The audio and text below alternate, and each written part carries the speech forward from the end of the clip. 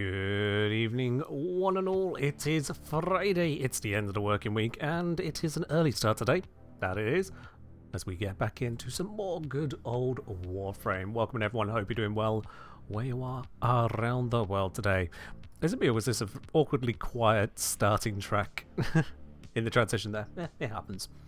Anyway, that aside, I did have a different plan for today's stream, however, the plan just wasn't a good one, so I chucked it in the bins and said, nope, today we are going to go ahead and continue the relic farm. We got Varuna Prime last time, so today we need to get Sarofang Prime, which apparently is these relics here, and Perigale Prime, which, that's Caliban. Oh, if I could just... No, wait, hang on, that's Caliban. Oh, right, it's a Perigale Prime stock in there. Well, it's only a common, but it's still an Axie that I somehow in all of those packs didn't even get a single one of. Go figure. So that's going to be a bit of work to do. That is indeed going to be a bit of work to do to make a way through all of that. And throughout the stream, you are welcome to join in as well if you intend to grab yourself any of the new Prime pieces, specifically Sarofang and Perigale, because, well, might as well do it in a full squad together. Get the full value out of it. Cos was saying, come back from a bit of a Warframe hiatus, managed to farm a folly set in a pretty short amount of time. Nice! You can look forward to using the dev hack frame, because let's be real, that's basically what she is. She has console commands at her disposal, conveniently disguised as an ability. Sure, yeah. Also, Adam with the already request. There we go. Is this music track actually just trying to not happen? Oh no, it's moved on to another quiet one. You know what? Let's. There it is, yeah, okay. I have it quieter on my end than you guys have it, so you'll hear it louder than myself when it comes to the music track, unless you're watching on like your phone or TV, in which case speakers usually don't pick up quiet stuff quite so well. But yeah, some of those tracks are just very quiet today. Either that's what my hearing is going, very possible that as well. It does that from time to time.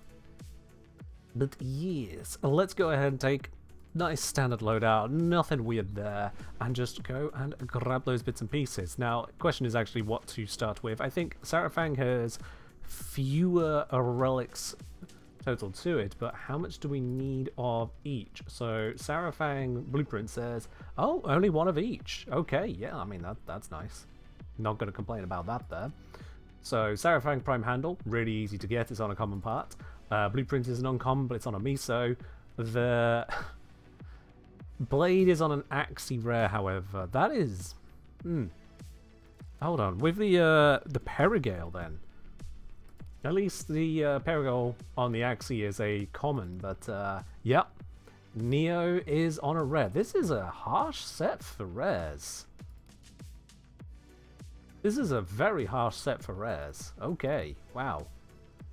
And you're not going to turn around and tell me that I need multiple pieces for this one? No? Okay, so we're one piece shorter, which is possibly why the rares are a little bit more populated, but still, that is a bit harsh. That is a little bit harsh. Cos was saying it's my most recent frame in terms of release dates. Okay, so that was literally the release of 1999, which means you are behind on quite a bit there. Yeah, that puts you behind on everything that happened after the release of 1999 in the Hex. That puts you behind on Flare. Oh, sorry, Temple. That puts you behind on Araxia. That puts you behind on Noko. Puts you behind on Uriel. And now having got Folly. If I've got my order correct there. Oh, yeah, just a little bit. Just a little bit. But hey, that just means you've got plenty to look forward to and dive into. And isn't that nice? So, not Sarf, Sarofang. Sarf. Let's get started with that. We might as well start at the end. Go right into that Axie S20 on the Radiant, no less.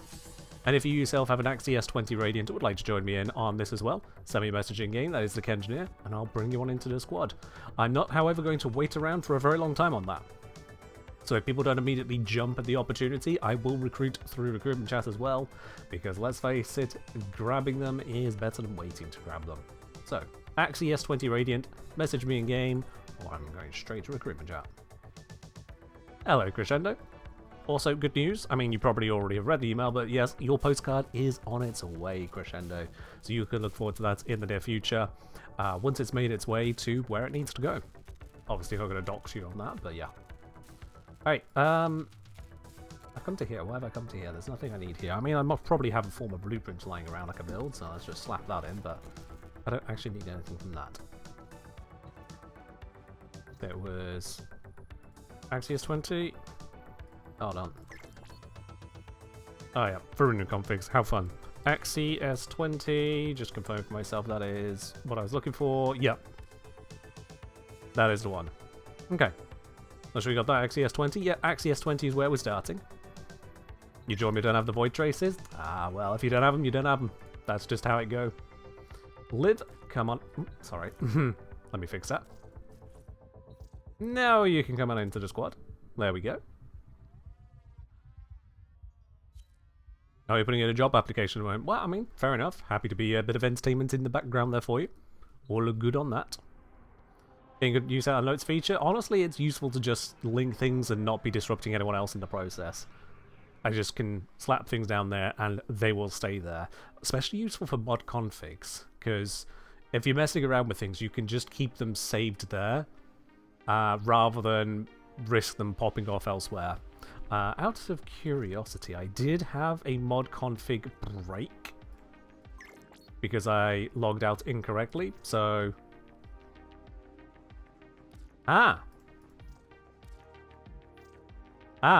Hotfixes break these. Well, that's new. Or rather, that's news. It's not new because the whole bloody feature is new, but... Yep, okay. Also, why is that? Why is that in my... Eh? That's not how that's supposed to work, I think. Weird. Okay. Whatever. You haven't really been focused farming for Arena? Yeah, that's fine. That's, I believe, absolutely fine. Okay, so let's fix up the filter. It is S20, not A20, S20.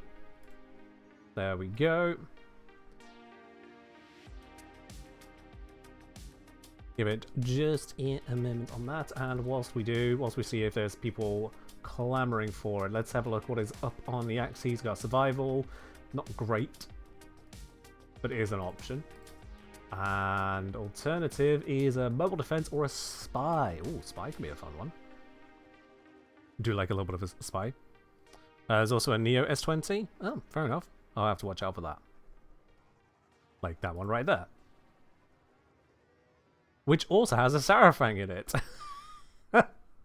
Alright, that's a little confusing, but no, it's definitely the Axie S20. Definitely Axie S20. Alright, no immediate posters on it, so hosting Axie S20 rad 2 out of 4. Send it, and let's see what messages I get. There we go, instant, invite in a Woozy Spark.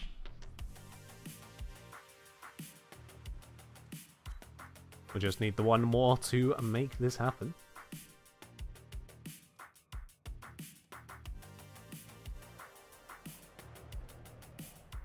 And yeah, that spy is going nowhere. It's got 17 minutes on it, so this should be easy enough to bring a group together. And there is our final one, Bolster Instinct. We got ourselves a squad. Alright. Nope, nope, nope, nope, nope. I did not click that. It literally moved as I went to click. Y'all saw that. I didn't move the mouse. The menu moved itself. That was rude. Okay. Let's do this. Because we have got a squad of peeps, we're doing a rad share. Always make sure everyone selects the right relic. It can happen by accident. People click the wrong thing, or they could just send messages saying otherwise. Full sorry. Some people are a little bit slow on the messenger draw today. But there we go. 2 S20s there are good. We just need Liv to follow it up. S20 radio. Perfect. I feel like you're a content creator. I feel so too. Cheers.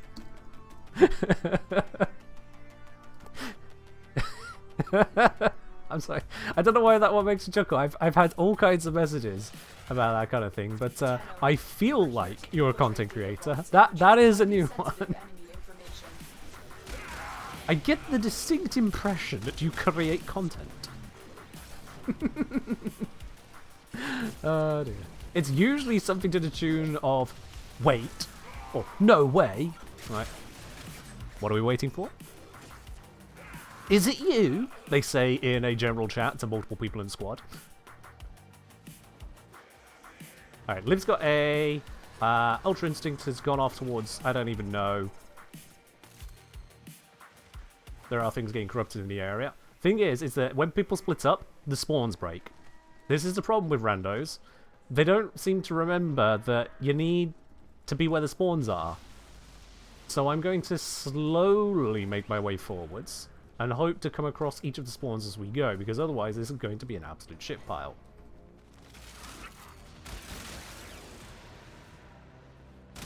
You can't just get reactant from vaults. That's not how it works.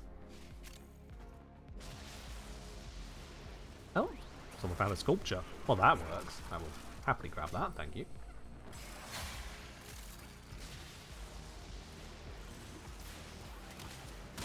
Yeah, I'm just slowly migrating through the enemies that are corrupted. Weirdly enough there, a whole group of them, but only one got corrupted. So I'm just going to take this little walkway that basically no one ever takes.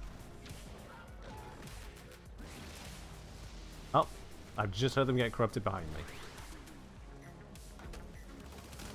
A heavy landing there. There we go. Right, now that I've got reactant, I can focus on objective. Because also, actually this one is currently being done. Oh, they've cracked this for me, so I'm just going to do it. Thanks, Broski.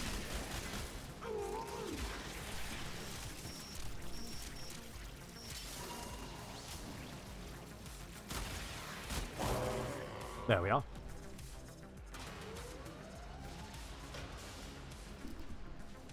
Let's spell that correctly. Reactant check. Just as a warning to anyone who's not noticed their reactant, or not noticed that other people aren't full. Yeah. Porkchop saying, can't help but feel reactor system is one of those old, moderately janky features. Yeah, I've complained about it for years. Literally years. It has been as long, almost as long since I complained at TennoCon about it, as when my career in making Warframe videos started prior to that TennoCon visit. Like, that almost perfectly bisects my entire content creation career. And there have been changes to it since. Increased rates here or there, but that's about it. It's still something you have to actively work with, not work against. And it is still something that can be screwed up by people just trying to play the mission rather than trying to play the objective. Yeah. Okay. Zaku, Zaku, Zaku. Zaku, Zaku, Zaku, Zaku, former blueprint, you know, something like that. Let's share this out. Come on. There we are. Mission complete. I would like to type. There we are. Go another. Ah, well. Well, so less for more AFK tactics. Yeah, so if there is universally shared reactant, then that does lead to, unfortunately, people farming it in destructive ways. It's a real tough one to solve, unfortunately. It is a real tough one to solve. Do you don't want people automatically farming the game or using disruptive methods? Wizard Spark is out. Did I enjoy playing Warframe today? I would usually expect such a survey to wait until I played more than one mission, but sure, yes. You know, okay. I suppose I was on Warframe earlier, off stream as well, but you know. Alright, let's recruit again. Hosting, Axie, S20, Relic, Rad, 3-4. showing to people in the chat that we've already got 3 people here, so we've only got space for 1 more. Sets expectations. Here is our 1. It is them. Invited in. Should probably close off some of these other tabs of people who are no longer in the squad. Or never joined in the first place.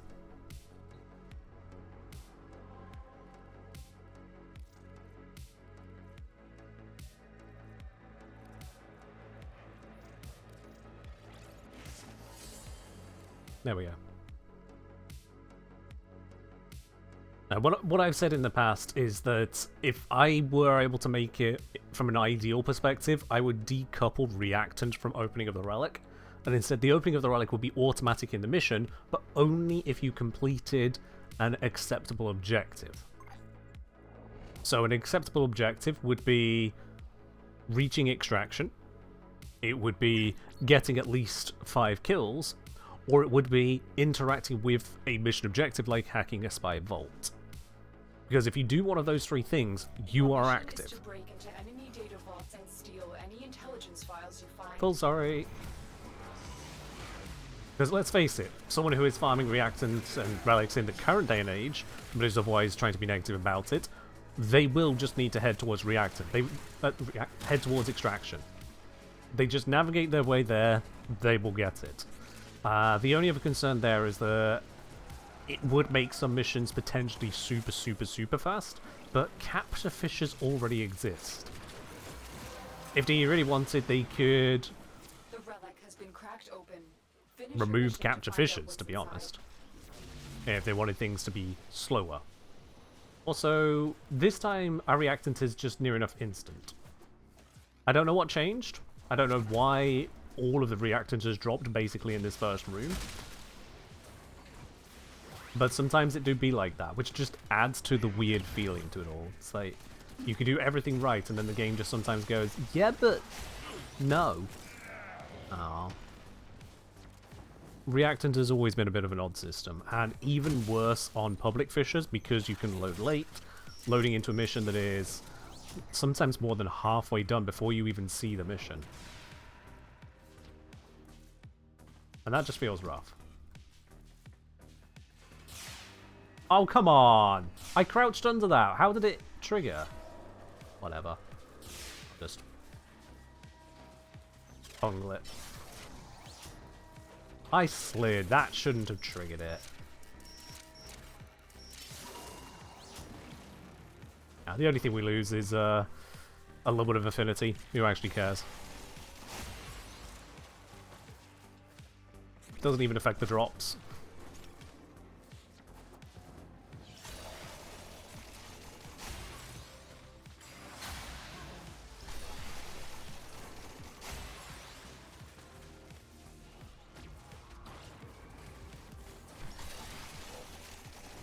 Now, I can't indefinitely fly like Wukong can there.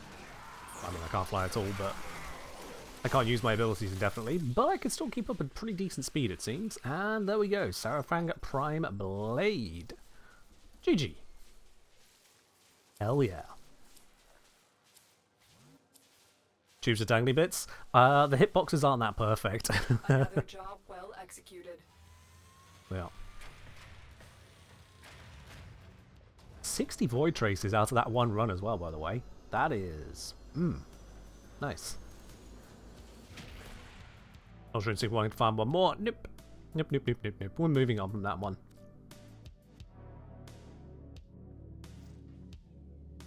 I'm out. It's a simple lie. I have more of the relics, but as far as Ultra Instinct is concerned, I'm out. Bye! Right then.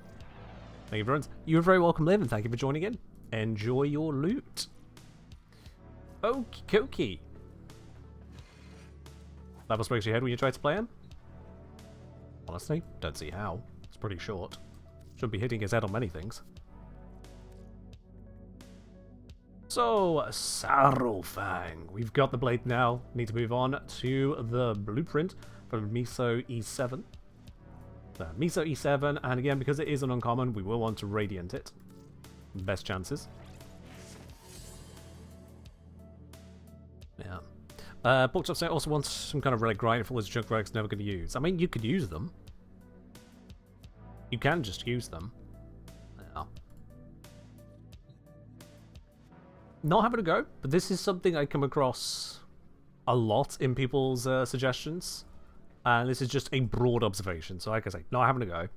A broad observation is that a number of people's requests for changes or additions to various games, Warframe or otherwise, is I have stuff that I don't want. Please give me stuff I do want. I say, I mean, you can already do it a lot of the time. If you don't want these relics, you can just trade them to other players. You can crack them open, get the items. If you don't want the items, you can trade those to ducats or, again, to other players. Like, the value is already there in them. The idea is you're supposed to either trade them or use them. So it's kind of already there. But you end up with suggestions where people say, do you need... I see the word need a lot. Nuclear Porkchop did not say that, but I see the word need a lot in people's posts of these kinds. Do you need to add a way that I can do something more for what I've already done? Do you need to just give me more loot? Do you need to make my life easier? I was like, do they? I think we're abusing the word need here. And I know exactly what they mean, and they know exactly what they mean, and everyone reading knows exactly what they mean. But it's still not the word need. Alright, Cosmo has got a 1 Miso E7. Come on in. Come on in, indeed. I should really... You know what? Sarofang. Right, let's make this easier on myself. Let's go... Oh god, that's not the way to do it. Go here. Wow, that is weird. It's just got all of the DMs in one spot. That is so weird. Miso E7 Rad, and then it is Neo S20 Int, right? Yeah.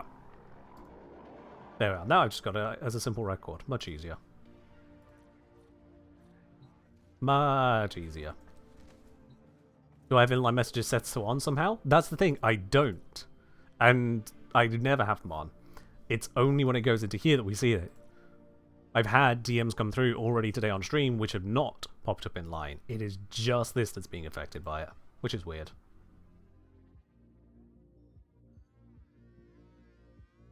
And Nuclear Porkchop, from a gameplay perspective, one of the reasons D will not want to allow you to just melt down relics, even for a bad rate, is because they want you to play the game. And then I don't just mean they want you to play the game in general, they want you to play the game in a way that you populate it for others, that you allow the economy to churn still. If you could just melt down those unwanted relics into void traces or ducats, there goes any trading with other players. There goes all of those filler moments to fill up the lobbies for those public void fishers all over the place. We already see this in the vast majority of Warframe content that it's actually kind of empty out there. You said it's a public. You join a node. How often do you actually encounter someone? Unless it is something focused. Something like a Relic Fisher, a Steel Path Incursion for the Steel Essence, if it is an Archon Hunt, EDA, somewhere where people are really funneled into one location. You set yourself to normal mode or steel path mode, and you go to pretty much everything outside of the first few planets. The majority of the nodes are empty.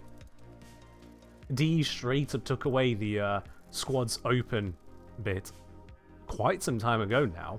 One, because it was often inaccurate, but two, because as well, there's just not squads out in most of these places. Why would they be?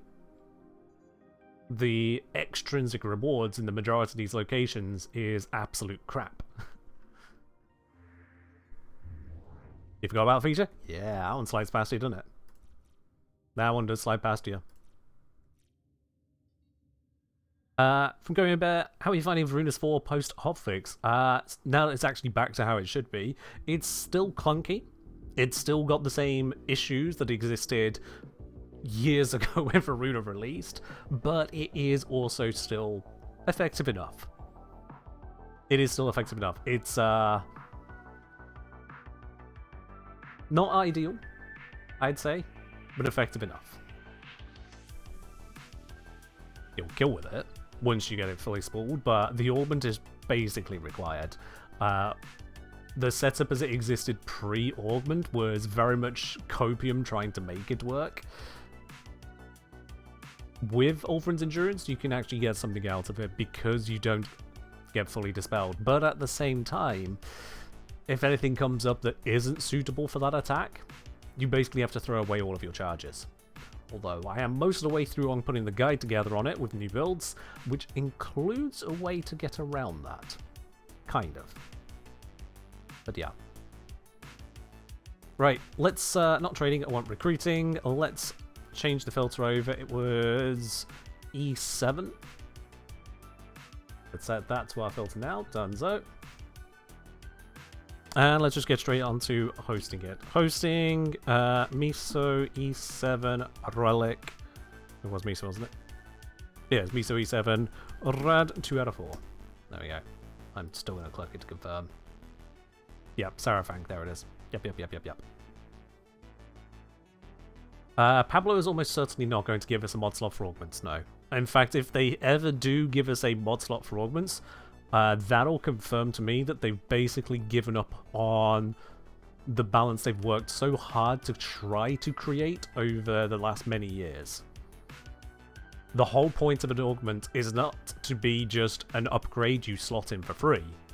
The whole point of it is you give up a mod slot to get this extra power out of the ability. And this is why just pure stat buff augments, or augments that kind of just do the same thing but a bit more, are really bad augment designs in my opinion. They're supposed to change the ability, change the gameplay pattern. In the case of Ulfrin's Endurance, it takes it from this ability runs out to this ability doesn't run out. Now you can maintain it. There's a hoop to go through. It's not a big hoop. You can just maintain it. And in fact, it has a recharge even if you synergize it with Fangs of Raksh. That's good. That is a nice positive augment. With the Prey of Dinar, that one is not as great. It marks a single enemy, which is not something that it was doing before, but that's not really changing the gameplay in a significant manner. It's saying, hey, if you target this particular enemy, they'll take more damage and you increase the range. And it's like, I mean, it's powerful, so it's worth the mod slot for the extra range on it, but it doesn't really change the ability. It doesn't make it something new and interesting. It just says that the original ability didn't really have a lot of range, but also we don't want to give you that much range for free. It's a bit of a grey one to me. And then you get some past augments, for example, which was so bad that they just got rolled into the base kit because, let's be honest, even if it was adding a feature, it wasn't adding a feature that was worthwhile. Yeah. Sandal said, I think the best part of the one augment is damage vulnerability to get started with a 4. I can kind of see that, but it's also just as likely to target an enemy that is stronger than the weakest enemies, even with the debuff on them. Because even at 200% strength, which is already a lot if you are at the point of starting yourself going, it's 100% damage vulnerability. It can target an enemy that has more than twice the HP of another enemy. Not to mention it could be in an awkward location, just all of the other issues of having a single target to focus down. So I can see some value there to it, but not really enough value to it. Not in that particular way. Overall, it is a powerful augment. Can't get rid of it for any Fangs of Raksh focused build, but yeah. Can't help but notice this is not exactly a popular relic. It looks like Cosmo and I might need to just hard farm this one ourselves here. I put the host, not a single response to it. That was 3 minutes ago. And also 0 posts from other people about it. I'm going to repost it and give it 1 more minute. but we might just have to slum this one.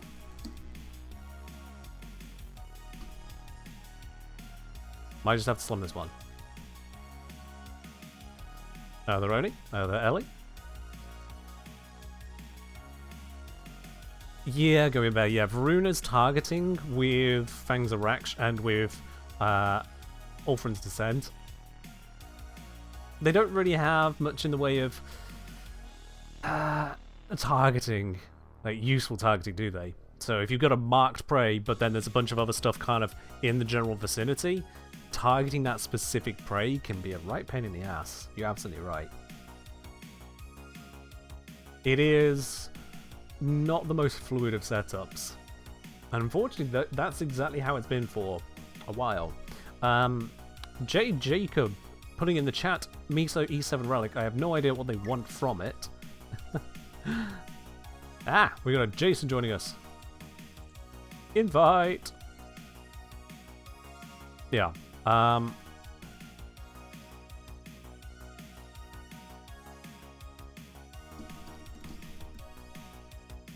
not 3-7, E7. Not E37, goddammit. Yeah, I'm just going to let them know that we can bring them in if they're doing that. Oh, someone else has already mentioned for it, but I've messaged Jacob now, so we're going to give them a moment.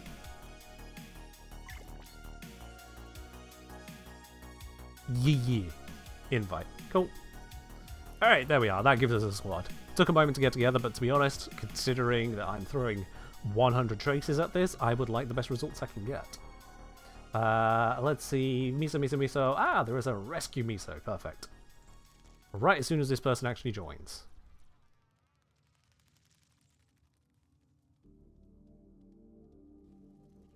Any second now.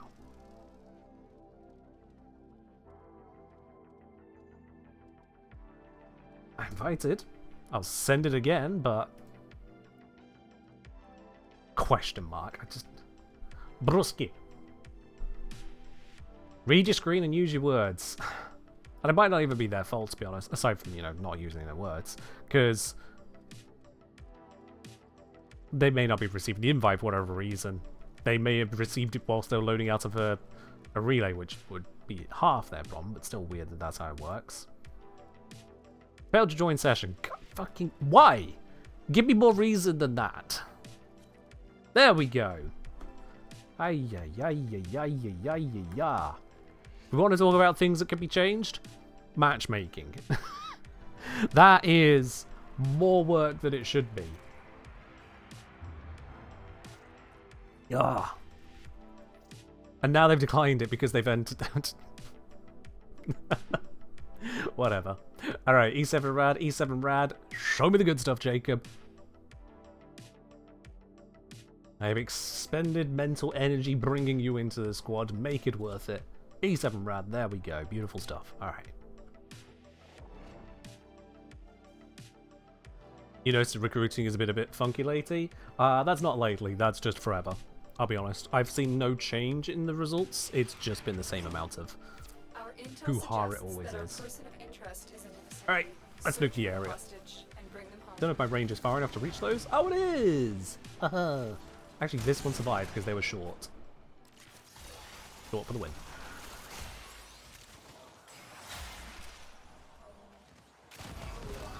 Reaction to choir. Yes. Grab you as well. Very good. They changed something with invites because of the kickball vulnerability. They changed invites temporarily. So they turned them off and then they re-enabled them for PC. And now it's just enabled entirely. I don't know anything about kickball vulnerability.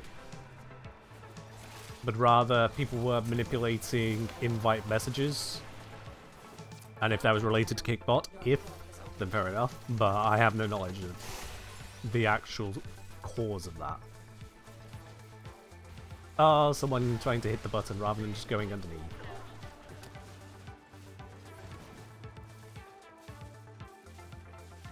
Hurry up.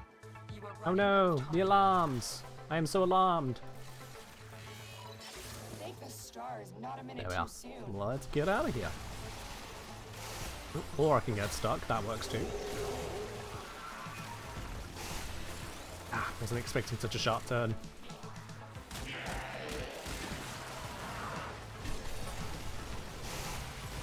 Made it. Matchmakers peer-to-peer.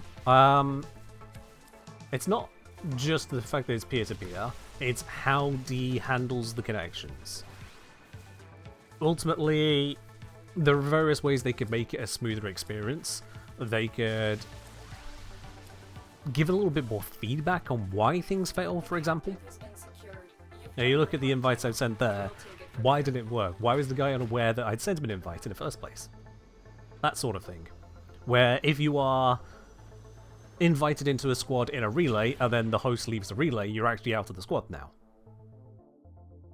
Various bits and pieces just add stumbling blocks.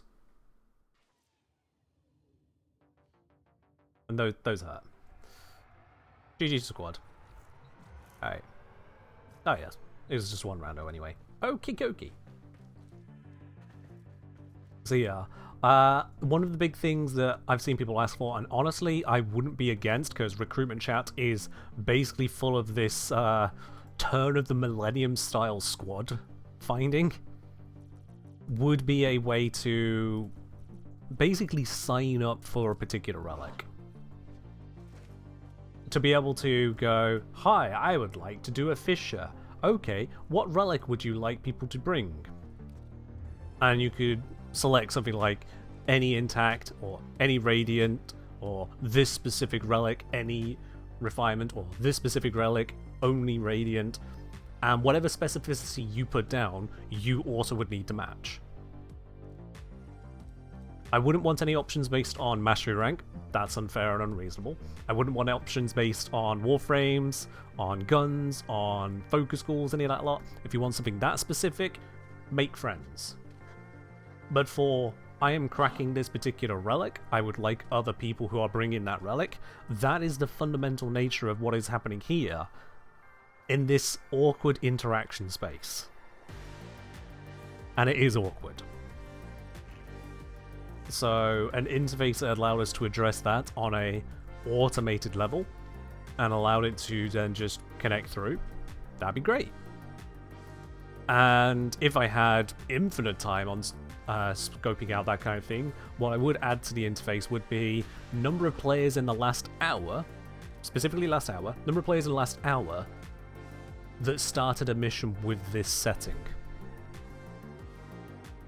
So if you were selecting a setting of, I want to match with people who are opening up this relic here, the Neo A13, specifically Radiant, it would almost certainly pop up that no one's chosen that. No one's picked that bonus, or picked that specificity.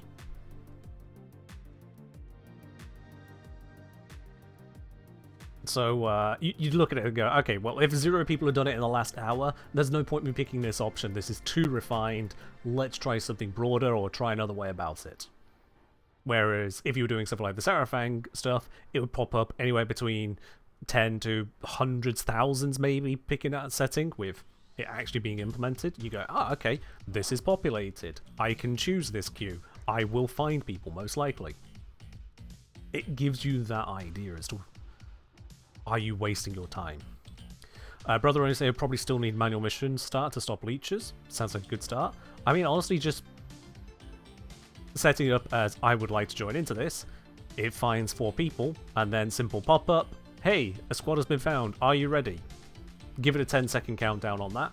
If you click, yes, I'm ready, it proceeds. And if not everyone has proceeded in that, then it just goes, okay, someone failed. It pops back, not all players are ready, finding someone active.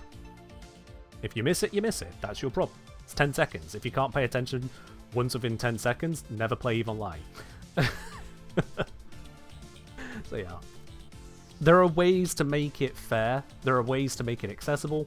There are ways to make it engageable. And for whatever business reasons, and it's going to be a business reason, for whatever business reasons, D haven't taken that approach. It is what it is. Okay, we're on to the Sarofang Prime handle now. This is Neo S20, so let's just send that into squad. Neo S20, is that easy for you two? Cosmo and Jason are with us at the moment. If you got them, thumbs up, excellent. No upgrading needed because it is on a common part. Splendid. So we just need to grab one more person then. Let's pop to recruitment chat unless someone pops up in here. Oh, speaking of pops up in here, Ductile, there we go. Our other postcard redemption on the previous stream there. Yours is also on its way.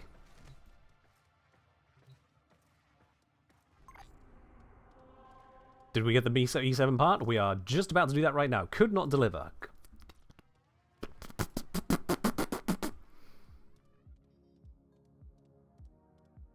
See, from what I know of behind the scenes...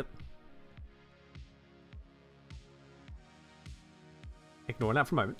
From what I know of behind the scenes of these kinds of things is that it wouldn't try just once, it would probably try a few times over with a small delay and go, hey, did it work? Nope. Did it work? Nope. Did it work? Nope. Did it work? Nope. Okay, it's not worked. Now report back to the user, it didn't work. You wouldn't want to just try once because glitches and interferences happen. But what's weird to me, having just started that train of thought, is that Ductile Will then did join in regardless.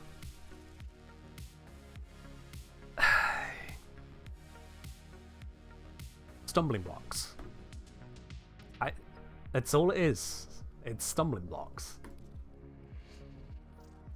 Right then. Yeah, so we've just done the Miso E7 bits. We are on this one. It was the S20. Yeah.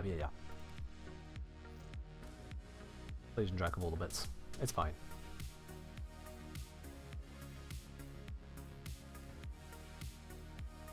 Hello, Minashina.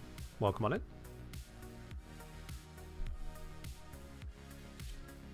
Beautiful. Everyone's got the right relic. Let's go ahead and do this. Now, credit where credit is due. Warframe, in its development, has constantly had a lot of stumbling blocks removed. Think about what the game was like 6 years ago when I started content creation to where we are today. It is one hell of a lot better. Various aspects have been improved. From just the way it handles, there's QL in mission like enemy highlighting, which I've not got turned on right now because I was doing Varuna stuff earlier. But enemy highlighting is a general thing. We've had improvements to our companions. They don't just perma-die, which is a very welcome thing, especially for high-level content with Sentinels, because they would just die and that would be it. We've had improvements as to reaction drops. We've had improvements as to the handling of the mod console, the selecting of duplicates, the mass selection you can do there. Various bits and pieces. And I'm only scratching the surface of some of the things that have been added just on what's right in front of me. So, they are putting in the effort, at least in some of these regards. It's just that we notice the others that still could be done. Wow, both of those entries are closed. Okay. The hostage is almost out of time. Hurry. No, the hostage.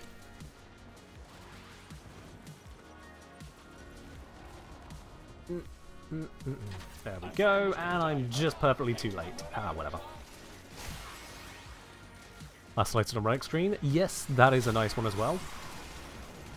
That is a nice one when you're doing an endless mission and farming the same prepared relic.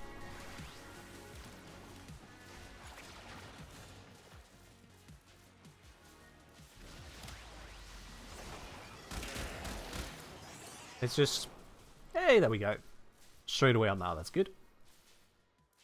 But yeah, for all the good bits and pieces, we still encounter those stumbling blocks. It's like, have I built Fang Prime? Because I can see that I've crafted Compressor Prime. Have I built Fang Prime? Doesn't tell me. I know I have, but if I were a newer player, I wouldn't know. Are these older parts? Are they vaulted? Are they in Prime Resurgence? I wouldn't know.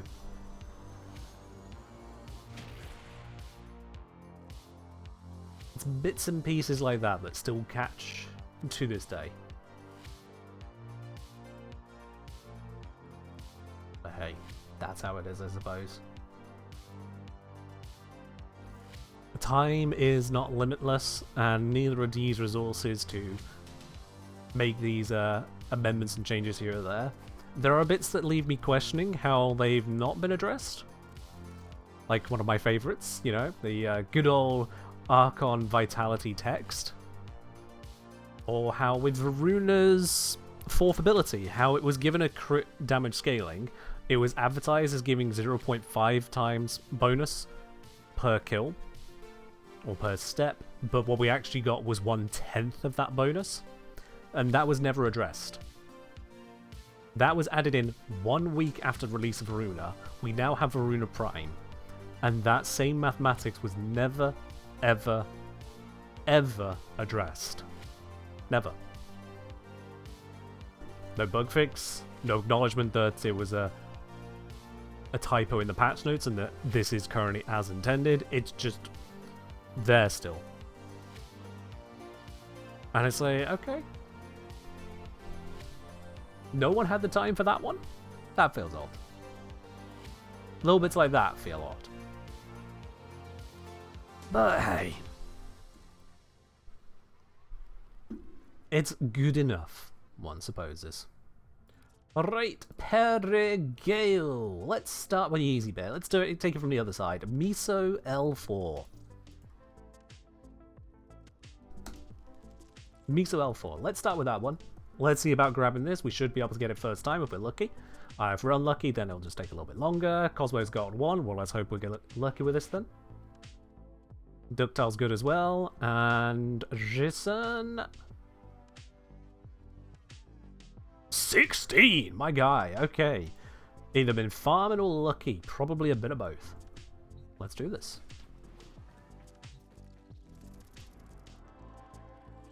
Miso, rescue. At L4. There we go.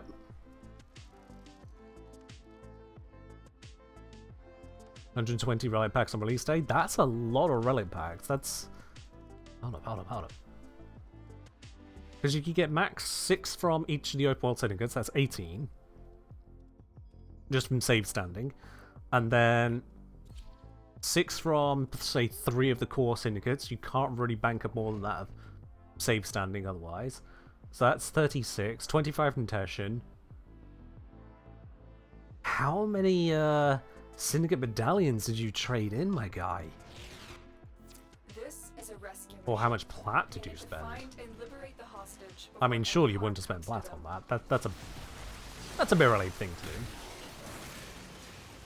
Then over 1 million standing in medallions. My guy. 1 million saved standing in medallions. Oh boy, alright. And once again reminded that I do not farm this game. I merely play it. If you ever wonder why there are limits in this game, Jason and they are why limits exist. When devs create, say, various components and chance-based mechanics, trading limits and the like, this is who they are building for.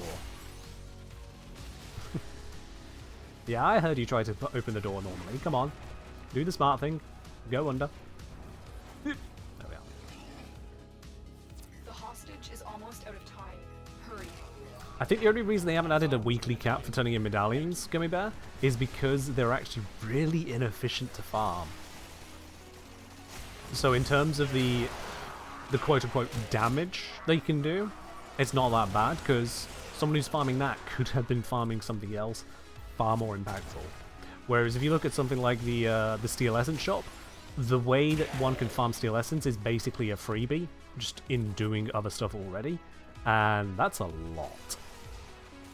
As Center points out, there is already a daily limit on acquiring medallions, so there is a kind of limit built in. What is that?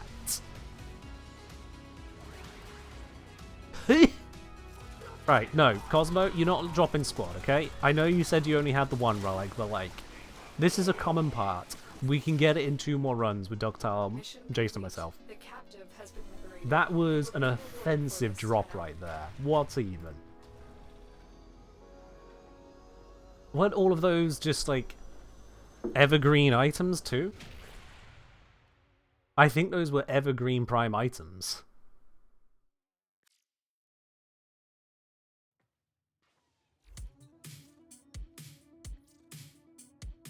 Yeah, Burst and Stock, Bronco Prime Barrel, those are in every single rotation. They never get vaulted. We just got fully evergreen there. Ew. Last relic selected. Doesn't show. We're not on E7 now, are we? We're on L4.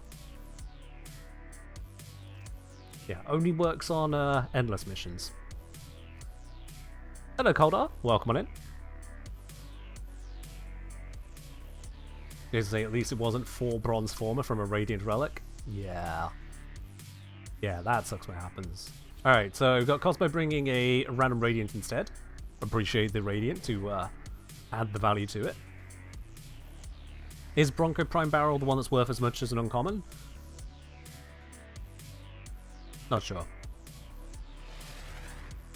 Not sure at all on that. Right, We need to let's go. find and liberate the hostage before As rune weapon grind going? We are getting there. I think we're about halfway through. Yeah, this is the halfway point because there's 7 items. Yeah, we're actually going at breakneck speeds, but we are going to run into a little bit of a snag very shortly. I keep forgetting I have the Inadem equipped, not the, what do you call it? Zorus. I'm so used to just throwing a frisbee at everything and calling it a day. find the captive as soon as you can. We don't have much time. There's a bit of reactant over there, but that's walking away from forwards. I'm just going to go this way and pray.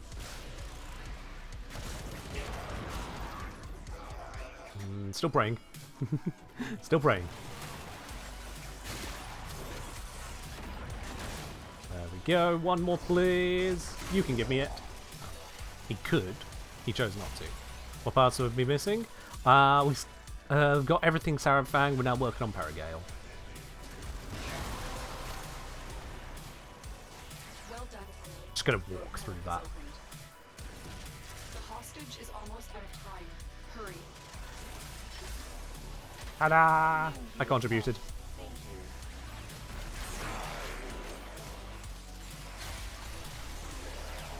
Do 1 dash, and let's do another dash. Oh, gotta love being able to do double dashes. I didn't set it for a triple there, but a double is still fun.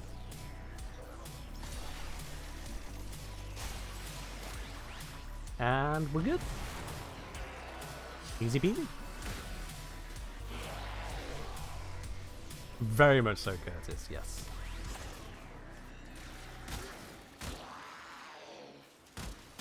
Man, shooting at level 19 with Burst and Carnage is just something extra. Also, Perigale! Another part acquired.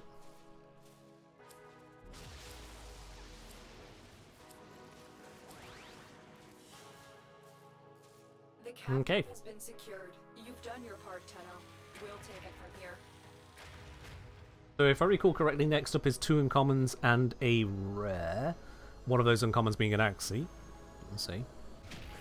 Going back to Steel Essence, do people still remember the farm pre-Acolytes? The 100 sparrows. Oh yeah, it started off being from the Xmas, and so people found optimized Xmas farming, right? And how about after it became Acolytes, people then found out that they could farm a survival mission in one location. When the Acolyte was due to spawn, move to a separate area, kill the Acolyte, don't pick up the loot, and then come back to where they were farming. And you would do that multiple times over, leaving the Steel Essence around until Smeet had triggered 2 or more times stacking on itself. And you get that charm stacked, you get 2 times, 4 times, 8 times, if you're really lucky, 16 times bonus. Kind of wild to hold out for 16 times, but even with just an 8 times, you then go around, pick up all the Steel Essence, getting an 8 times multiplier on the loot, in addition to whatever other bonuses you had brought with yourself, just in general. the seal essence that generated was bonkers high. And definitely not intended. Let's see. Oh, Perigale is indeed a common from that one. Ah, nice. Well, that does make things a little better, doesn't it? There, we've got a rare and an uncommon to go. And then we need to farm the Axie and get the common out of that. That's good, that's good, that's good. So, let's start with the uncommon then. So yeah, that is the Lift C14. Lift C14. Checking with squad. Do we all have a little bit of a Lift C14 going around? Jason is, of course, on far too many. Cosmo, 0! Bro, do you even play? I think we had that discussion. No, that was the point. Yeah, as it is an uncommon on that one, Cosmo. Unfortunate. We'll catch you around on that. We'll catch you around. Which does mean we have a space open. One of my favourite frames to play, Lavos and Lavos Prime. We do have a space open at the moment for Lift C14 Radiant. If you have that yourself, bring it in.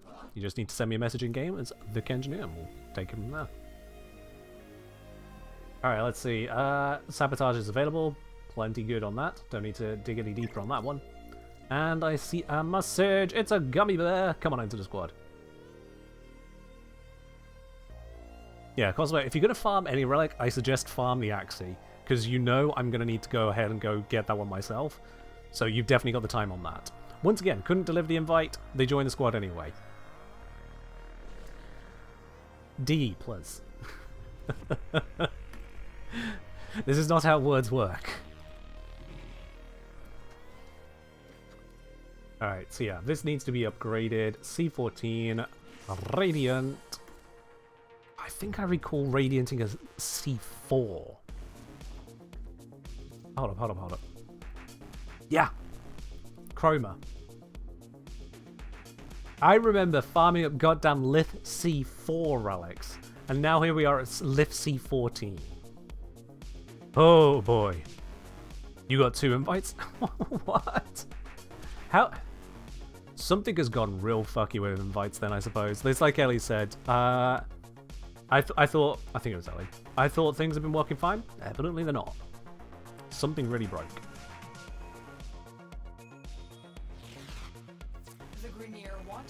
Alright. Let's go sabotage.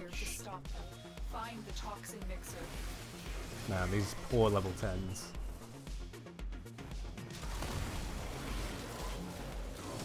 My weapons are higher mastery rank than these poor guys.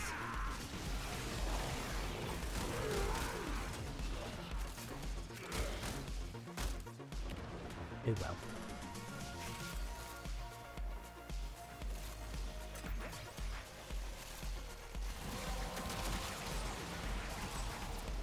Yes, Ellie, having seen evidence of an issue, I now can say I've observed it as well myself, yeah.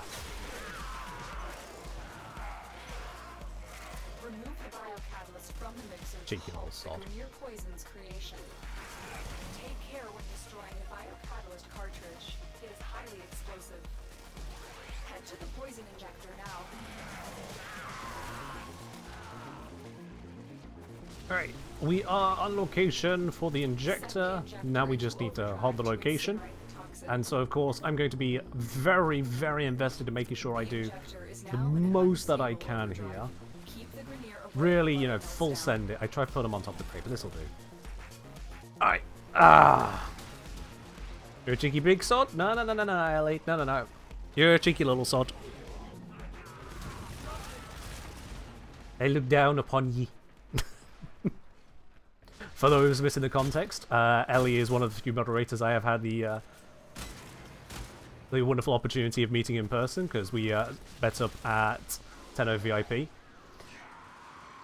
Ellie is most certainly not shorter than me. Ellie was finding the right word, because I'm also streaming and also playing a video game.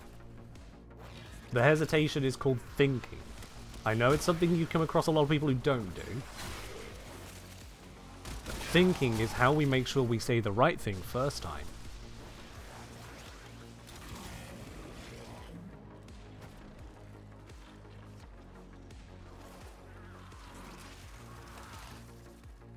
Of course, everyone reads into that and they go, oh, there was a gap. Streamer said something other than what I exactly expected. He didn't follow the script. How dare they? He must hate me and everything I exist for. No. Thinking is hard? Thinking is hard, yes.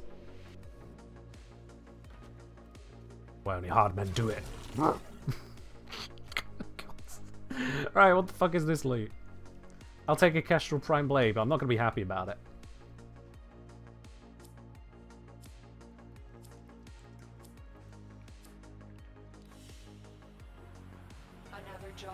We'll just have to try again. I'm sure the next relic will have it. Maybe. I'm also gaining basically shit all affinity because these enemies are so low level. But it's fine.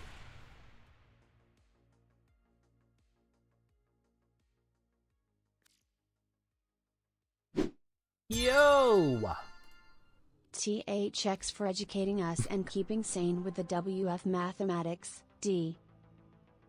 You are very welcome there, Darth Washbear, and thank you very much for resubscribing up to 33 months. That is not a small amount of support right there. Much appreciated. And I hope you're doing well today as well.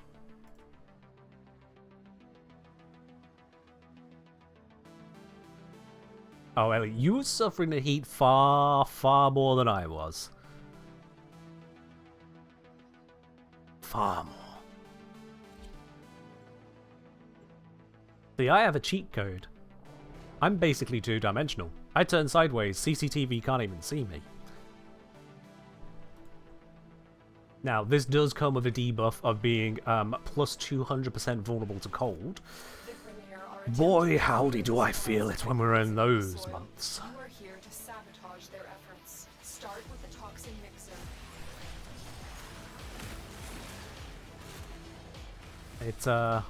It certainly was interesting growing up on that side of things, because myself and one of my brothers, we feel the cold like crazy. My dad, on the other hand, until it starts snowing, he's still perfectly fine like it's nothing. You try convincing a man like that the heating needs to go on. You try convincing a man like that no matter what his fancy little thermometer says, or his very not fancy thermometer says, that we could do with a little bit of not freezing to death. That was fun. That's it. You opened the relic. When you have to pull out a article on the difference between air temperature and black bulb temperature to demonstrate that there is a real significant difference. That a thermometer can say 20 degrees centigrade on 2 different days, but the actual fuel temperature, the actual thermal energy in a room can be different. Was it like 32 C or something that's hottest? It was very hot that day, yes. It was a very hot day, it's just, you definitely felt it worse. I'm fairly certain that you would not call me unfair for saying, at times it looked like you'd just had a shower. You were sweating a little bit. Not in like a problematic way or something. Just, yeah, we could see it was hot, you needed the air conditioning. Please get us inside. And what fortune it was to have the access we did.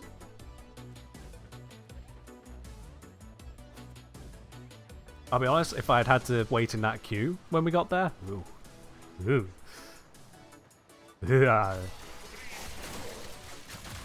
Please and thank you on VIP access to the VIP access.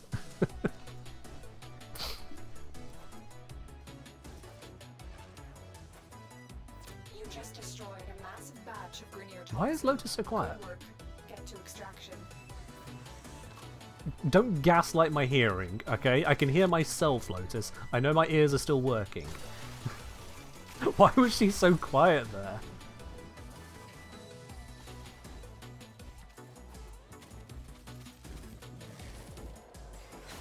Oh, I see, Ellie. Well, that would explain a few things, wouldn't it? Hey, look, a Cedo blueprint. There's no one in chat currently farming that, is there? I didn't think so. No. Okay, good. I'm sorry, Cosmo. If I didn't get a Perigale blueprint there, I would have picked it up for you, but I needed the Perigale piece. I needed the Perigale piece.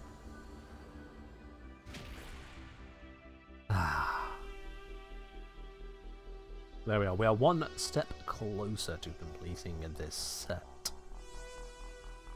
Or you'll just try to be luckier. Good luck. Good luck. Right then, Perigale. So that is the Lith piece obtained. That is the Miso piece obtained. Let's go on to the Neo. It's the rare, it's the expensive one. Neo P10 Relic Rad. Checking with the squad. How are we all doing on that? Jason is about to type in 50. Oh, only 10. Oh, my bad. My bad. Only 10. Alright, but everyone is good to go. Let's refine that. Radiant it up. I only have a pair of them myself, so fingers crossed on this. But, we'll see how it goes. Rescue Neo from the Matrix. Haha, people never make that joke. There we go.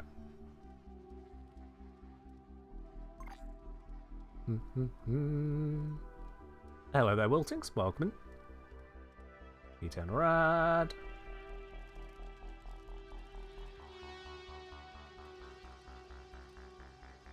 Azron's been actually pretty lucky so far. So now it's going to go disastrously now I've said that, you know. That's how it works.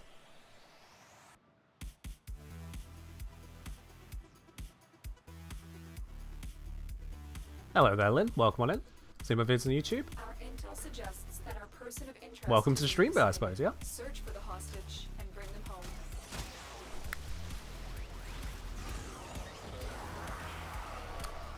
Right. I'm just going to run a soundbite through the stream because there's another bit that's just gone quiet there. So let's just play a sound outside of the game.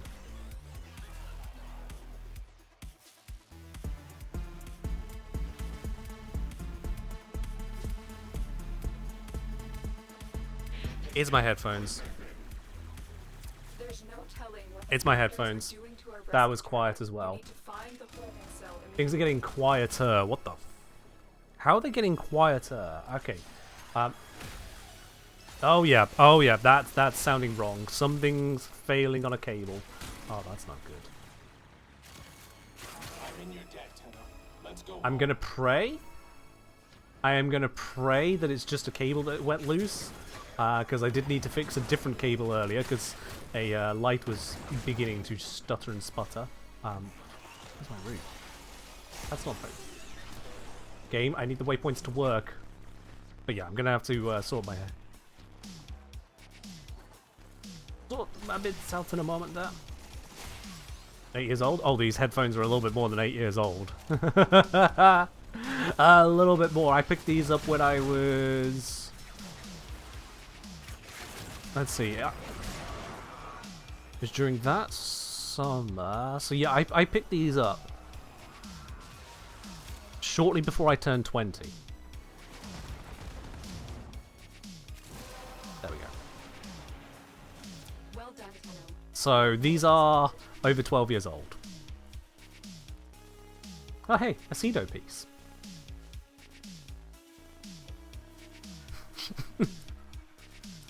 The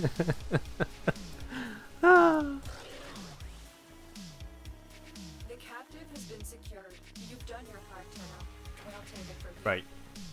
As we exit this mission, I'm going to quickly fiddle with the cables. It's going to break all my audio everywhere.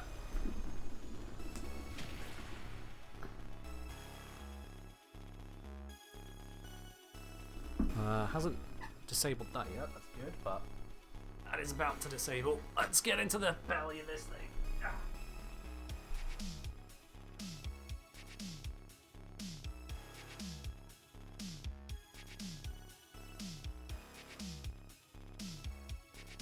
Okay.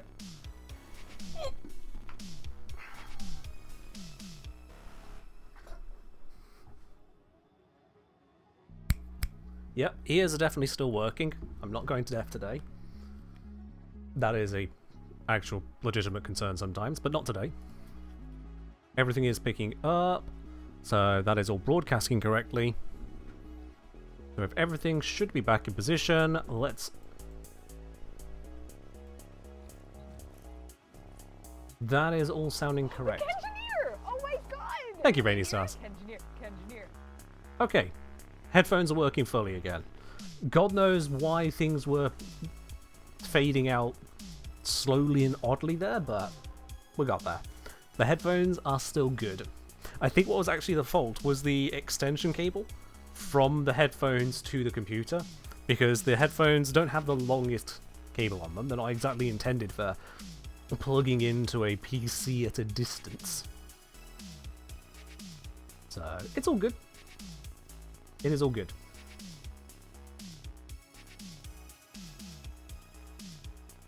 They will survive another round. Yeah. 12-year-old airport headphones. Still going strong. Despite everything else. I've replaced my screens. I've replaced my computer multiple times at this point.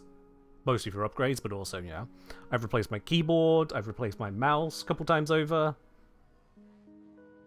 I should have replaced my chair, but I refused to get around to it because, honestly, as much as it is falling to pieces, it's not uncomfortable. So, it is what it is. It looks like absolute shit, I will be quite honest. Our intel suggests that our person But it's of not interest uncomfortable. is in the vicinity. Search for the hostage and bring him home.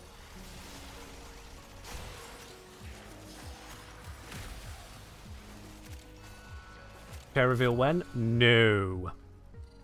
It really looks like shit. This chair is even older still than the headphones. I got this chair second hand. Let me think. I must have been 14? So that's 18 years ago. There's I got it telling second what hand. captors are doing to our rescue target. You need to A few find years them. later, when I went to university, I left it at home with the family. And so my brother used it, and during that time, he had developed some kind of silly little, I guess, nervous or idle habit, and started idly damaging the chair. You know, like how some people just kind of pick at things or scratch idly, doodle on stuff. Yeah, so he was just slowly over time damaging it, and when you multiply that by 3 years of university, it looked like shit, but it was still fully functional as a chair. Still comfortable, still working, it's just an absolute cosmetic downgrade from C tier to F tier. I'm really contributing a lot to this mission, folks. And whilst it continues to slowly degrade, it's not being actively ruined, and so in the time since, I've just kind of kept it. Oh, god damn it, I'm being unlucky on this now.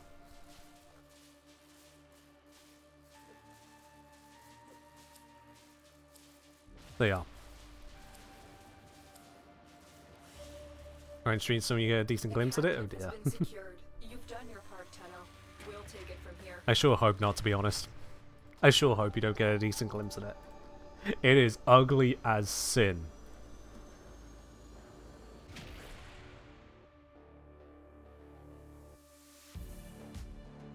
And yet, the bit that weirds out most people who see it is the backrest. They go, that can't be comfortable. That can't be. Because the backrest only goes up halfway up my back. In fact, I wouldn't even say halfway, to be honest. Nope, not even halfway. It is a very small back support on it. I have tried having it higher up to support right in the middle of my back, and it ends up just being uncomfortable. So it's giving support right at the lower portion of my back, but otherwise I just have to sit up straight. That was the last of Ductiles Relics. It was also the last of mine of that type Ductiles, and the other one I need is an Axie that I also don't have, so yeah.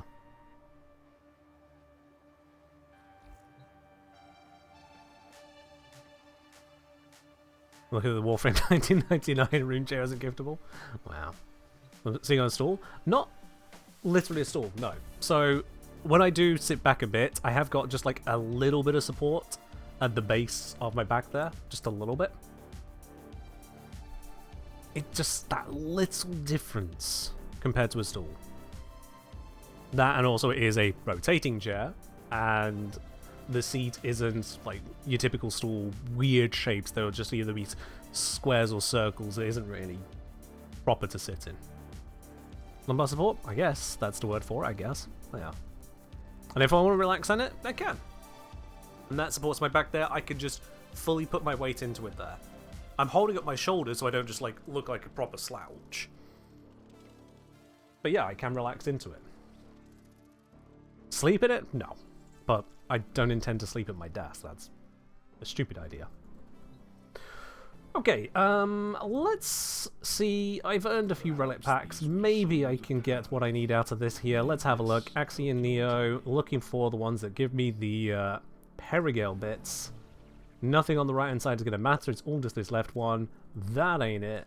Let's check these ones. See anything interesting? Fascinating choice. Let's find out.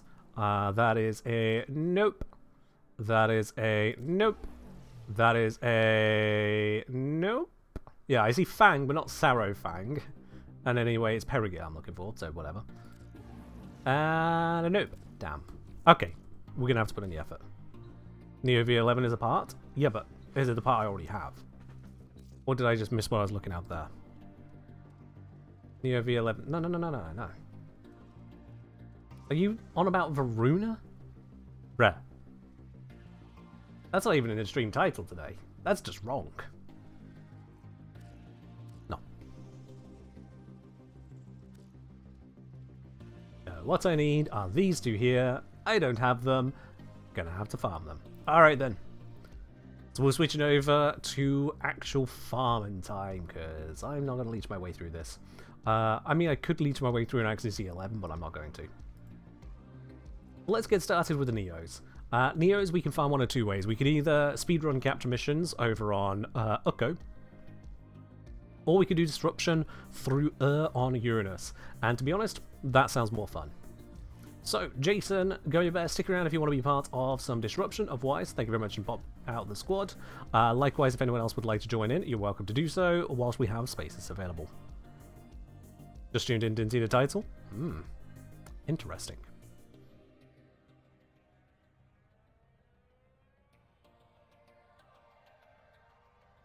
That's all I'll say on that.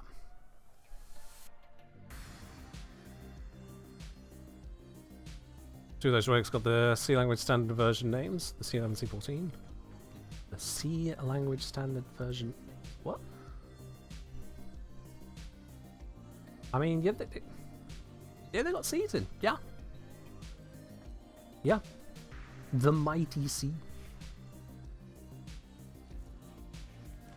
Go there saying, defending 4 conduits and 4 rounds of Apollo gets 2 rolls of each Axie and Neo. I mean, it does, however, I want to hard farm so we'll just do that instead. And if I happen to get the Axie bits along the run there with Lua, then whatever. So the Neo bits, it's fine. Honestly, don't care. We're just mixing up the fun. Might as well do this still path. We're all powerful players here. Yeah, we can carry Cosmo. It's fine.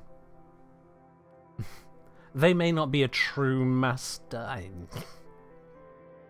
Let's do this.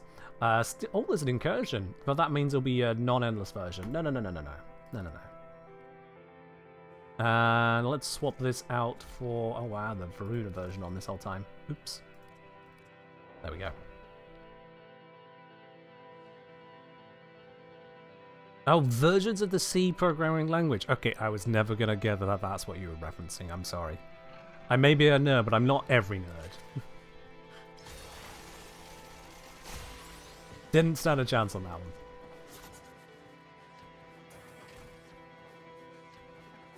Damn. Exact same room twice in a row. Fair enough. No! Haha!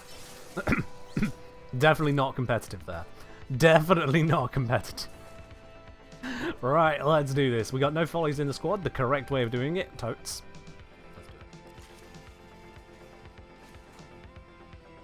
Hello there, Clash Boy. Hope the video is coming along well. It is. I need to record a couple more scenes still. Which I suppose, once we found all the pieces here, I can probably do that just on stream, why not? And then I need to do the composition of it. Which, honestly, is one of the fastest bits of making a video. Because of the way I make them, actually putting the video together is comparatively rather quick. Are you kidding me? Demo unit's on its way. Right.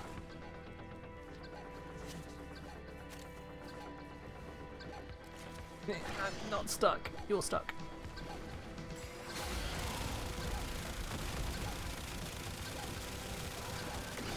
Okay, that thing held on a little bit. Because I have no damage stacks, because these guys are really hard to headshot.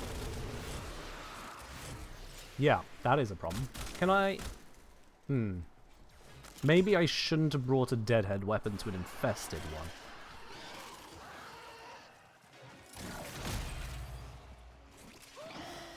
But they die so quickly that readjusting my aim to the headshot is actually genuinely difficult.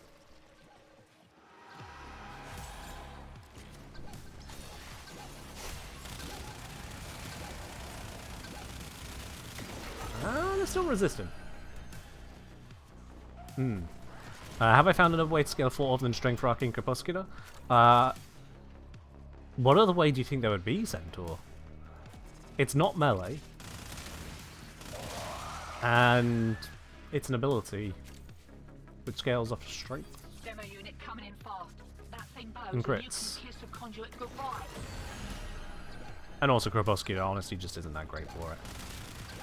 The hoops you have to jump through, now that the one is fixed, it's just not worth it. Same again.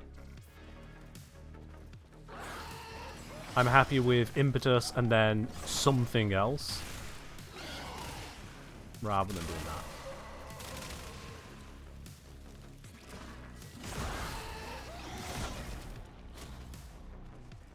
that. Alright, let's do this. Someone's already got the key for this conduit, so go off, I suppose. Yeah, I'm going to switch to Latum. Latum slaps. Are you... Yeah, Latum slaps. No change there. Has the fixed the interaction between 1 and 4? Yes, they did fix that, and I've tested it. It is fully working. Which means that the damage is increased, at least with my builds, by around about 7-fold. That bug was so disastrous. On average, 7-fold increase. In some test circumstances, I was missing out on almost 90% of my damage. An insane amount of loss for one bug.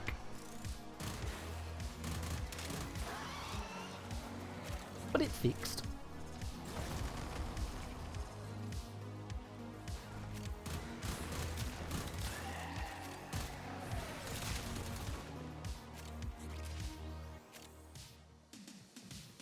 Yes, and so for once, nothing crazy has turned up. At least nothing I'm aware of. Unfortunately, with the way Warframe is, the most unexpected interactions can exist, and I can't predict them. So a lot of the weirder stuff I share with you lot.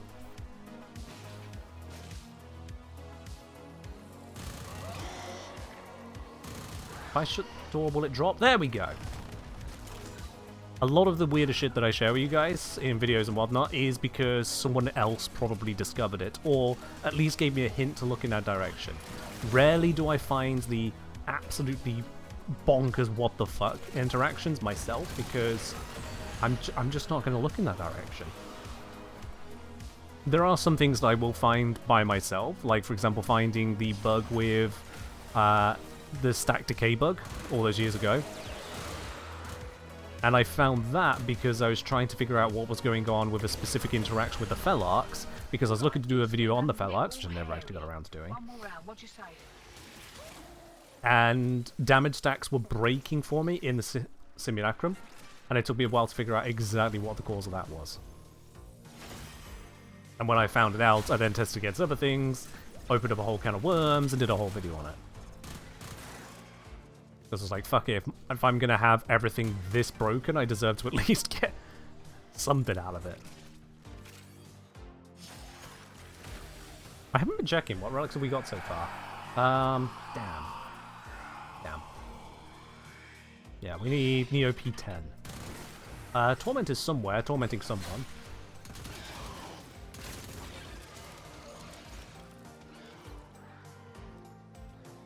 I love having the threat marked. There we go.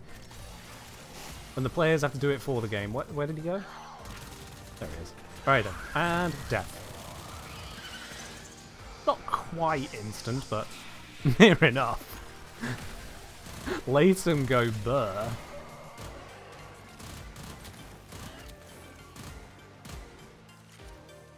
Oh, take that.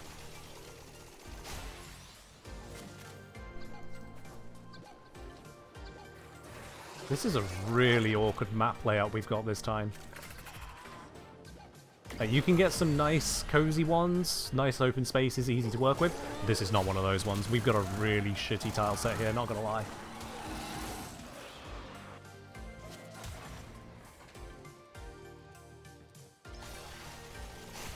Cosmo's down? Uh-oh. Conduit blown. Mate, this is not how bills get paid. Uh-oh. Well, that's going from bad to worse.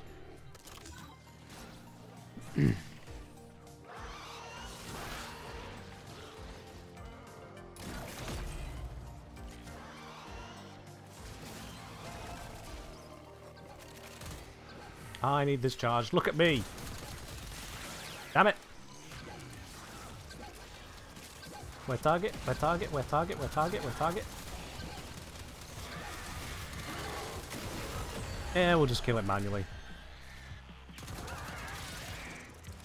Yeah. Charging headshot incarnates on infested. Terrible.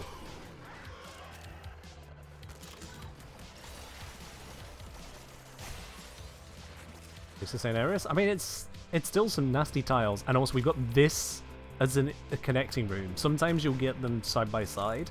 But we got that as a connecting room. And it is an awkward one to navigate. This just isn't a great map.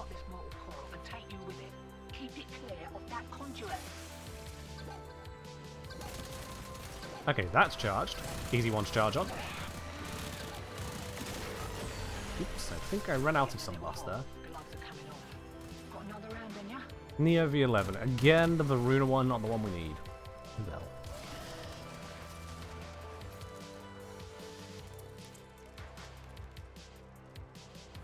Yeah, fair enough, Gremlin. If you got the materials to skip the grind, skip the grind.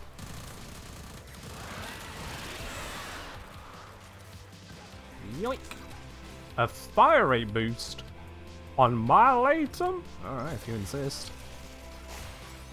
Let's plug this in and see what my fire rate is. Did that even change? I might actually be at fire rate cap if there is such a thing.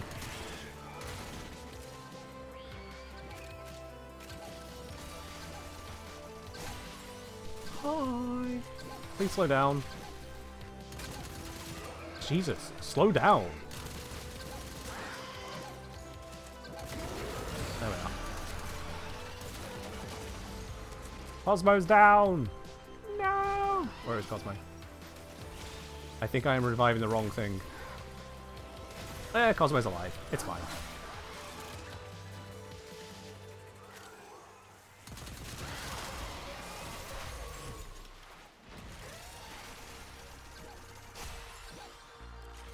Alright, let's pop this out. Dead.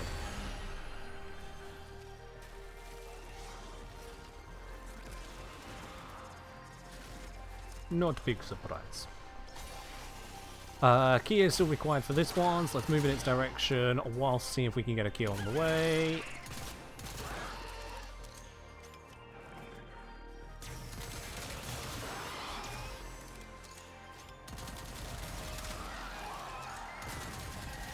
There we go, got that charged. Now one of you please give key. Key? Key, key, key. Cheeky key?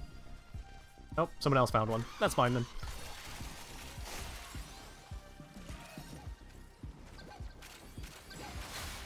Let's see how well you do on the kill here.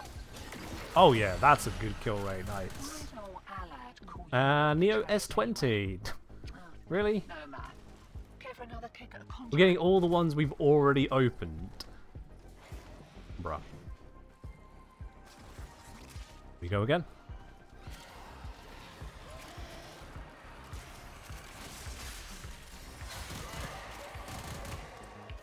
Alright, I think someone already has that key. Yeah, Jason does. How about it, Jason?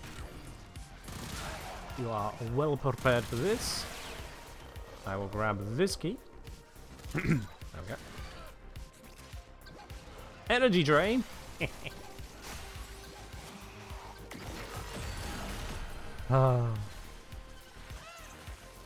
Then Brood Surge.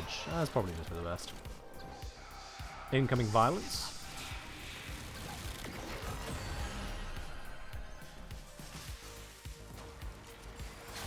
Violence is no enemy.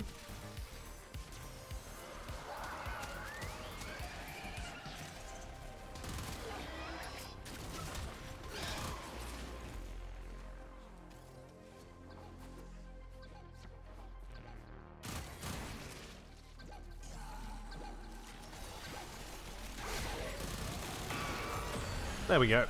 I think I might have killed Violence as well as the Demolisher there. I'm not even certain. Things just kind of exploded in the general direction of fire. Oh wow, Queen, that is a lot of stream streak right there. Nice. And welcome on in. I'm just going to hold this white key for the next round. Might as well. If I do that, we'll probably get the relic we need straight away now. To prove I don't need to hold the thing.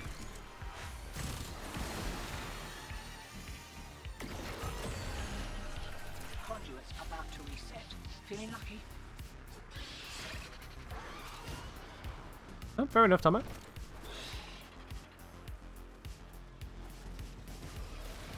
If you don't want to lock in just yet, don't lock in.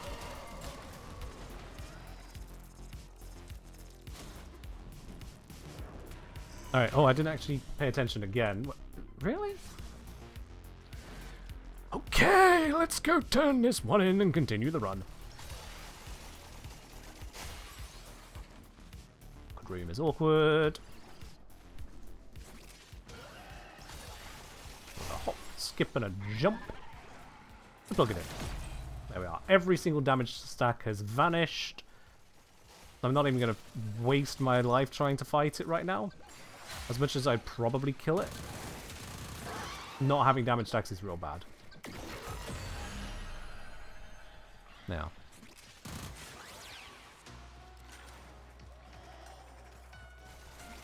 Oh, fair enough, Ellie. Fair enough. Enjoy your Minecrafts.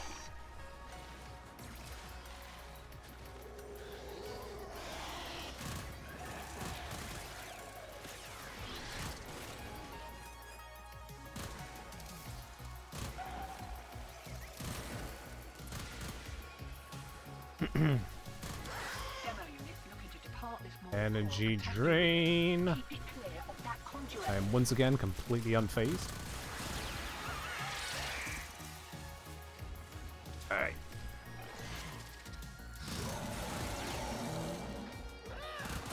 Now see, the thing is here is that I could absolutely just go ahead and sell some of the prime loot I've got. And then use that platinum and buy the parts, but that wouldn't make for interesting content right now, would it? That would just be like 10 minutes of trading, job done. Who'd even care? But for everyone who is not actively live streaming to an audience, yeah, don't drag yourself through it. If you're running a few times over and not getting what you're looking for, get something else of value and just trade your way there. It's the whole reason trading exists, is to allow you to get around moments of bad luck, dry spells.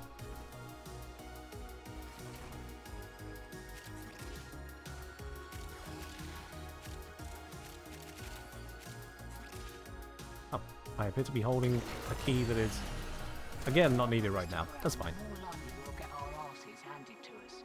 Still, with Trading lets you swap a farm you hate for a farm you can tolerate. More than that, Plasma Storm. Trading allows you to swap a farm you hate for a farm you've already done. That's its significance. Oh, there's smuggler. Let's go plug this one in. Like, obviously, if you've not got stuff already, then yeah, you have to do something. But if you're in the position of having already gone dry on something, or you've just played the game plenty already, then yeah, you can absolutely just trade what you've already got. Now I've got my thousands of plat. Yeah, things are going well here, Smuggler. Hope they've been well for you. Maybe a long time, but the game's still here. This is yours truly. That is resisting.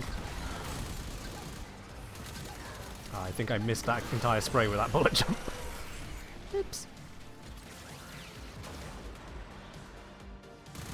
I mean, relying on Latum is fine, because Latum absolutely fucking rocks. It does not mess around as a weapon.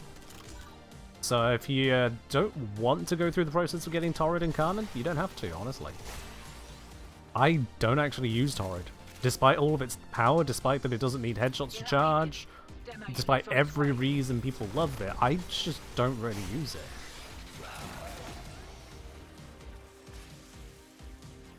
And that's fine.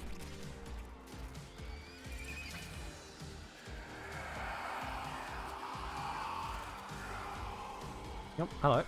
Are they here with us right now? Yep, no, wait. Just every headshot there, but it's fine. Oh shoot. I thought that was my demolisher. Nope.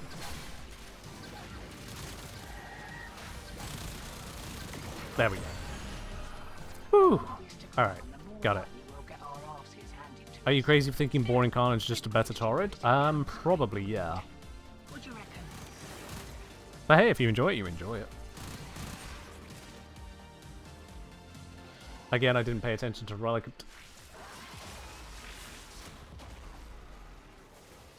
Okay.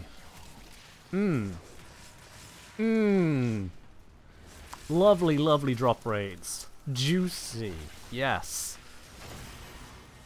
7 relics in, and we've only had 3 populated out of the 7 different relics that can be obtained here.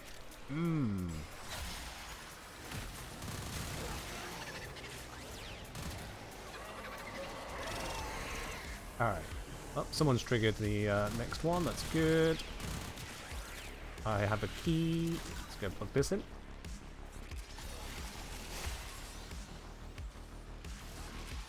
Someone else has the cog as well.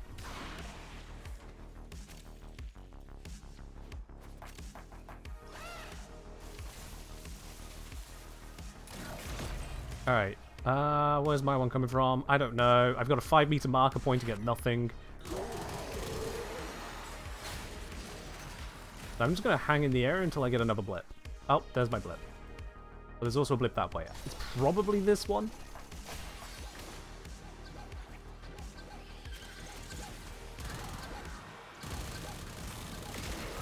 One down.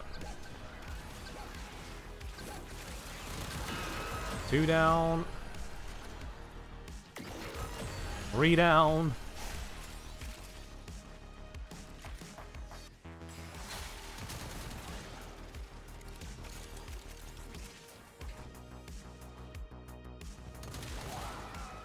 Oof. The sheer damage output of this weapon remains ridiculous.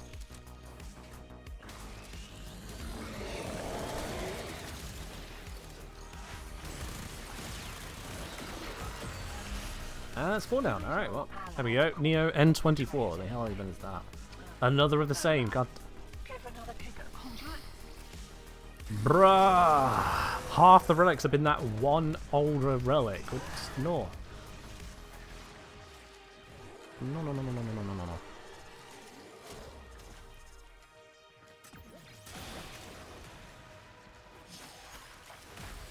Alright, we go again. I haven't brought my weapon maxing level, so I haven't got my raw buff to add on to just this damage output. Oh, for goodness sake, not again. Alright. Get away from the door, blow up everything near it. I'm trying to get the door to close. There we go. It fell off finally.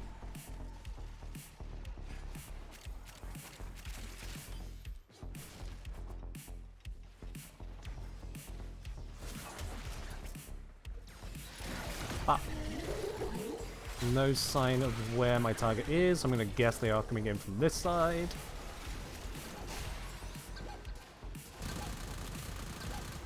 Oh shit, that thing's fast.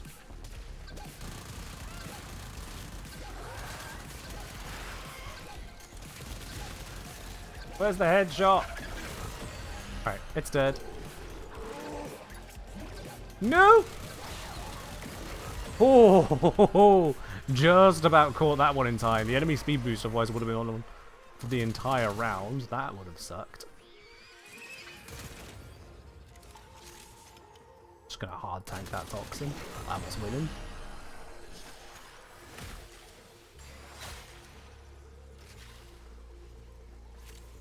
The host migrated away from streamer server? Ha ha.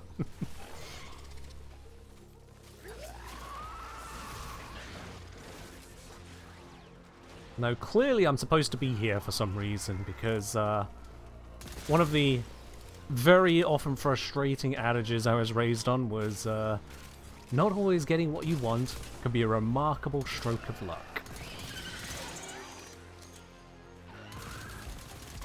Yeah, try hearing that a million times over as a kid when things don't go the way you'd like them to. Just deal with it, you know, it could be something good. It's like, bro, it's clearly not good right now. I don't care about it being lucky for us later, maybe, possibly. Right now, it's just not what I need. Oh, demolition was that way. My bad. Ah, they've got it. Alright, it's getting a little hairy. One more out, what you say?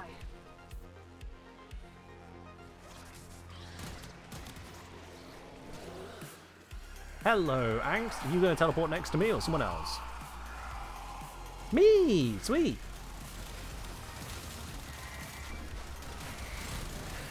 There we go. I love how you can tell with Latum when you're firing versus when other people are. Most normal setups against the Acolytes, because the health bar just fucking vanishes.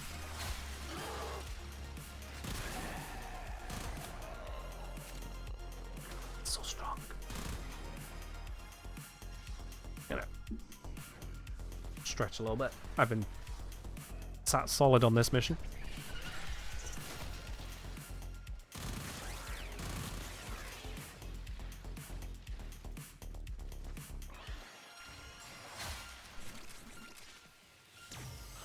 Oh, we did get a new relic.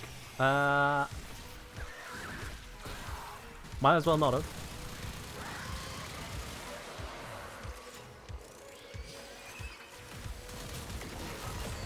We keep going.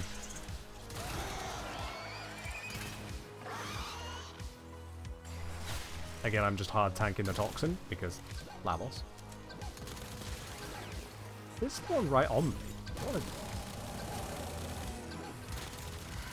Ah, I've got none of the stacks.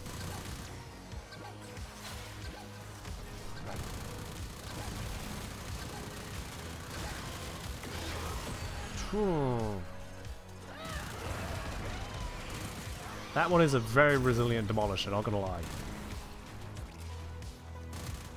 There's a chance I might be using the wrong damage type somehow, but sure how. Let's try gas with it.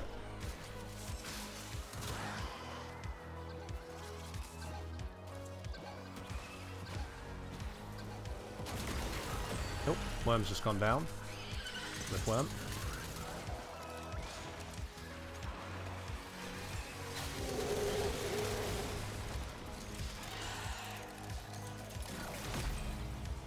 Alright. Target incoming.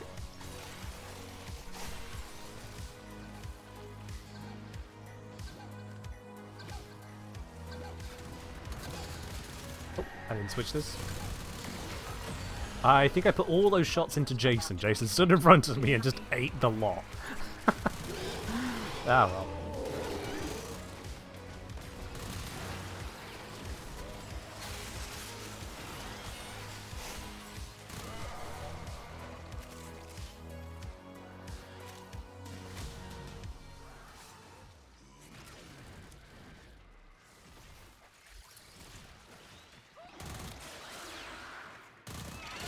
Eventually we'll get the relic. Eventually.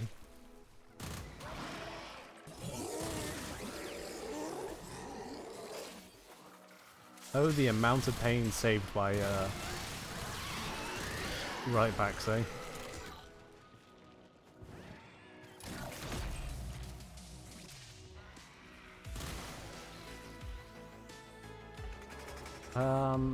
Ooh, because I've not got my companion firing, I am in a little bit of a pickle here. Because my damage arcane is Cascadia Flare. It assumes that I've got heat happening somewhere at some point.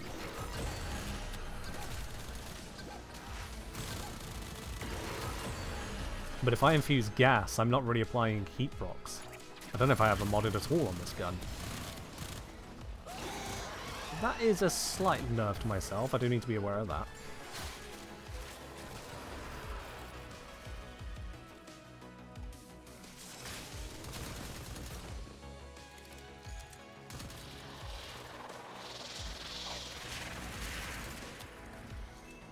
Hi, misery!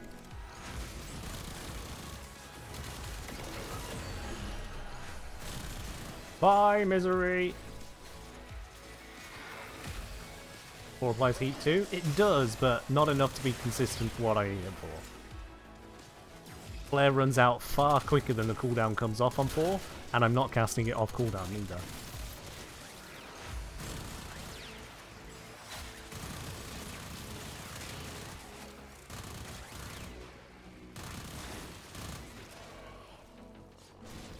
Ow.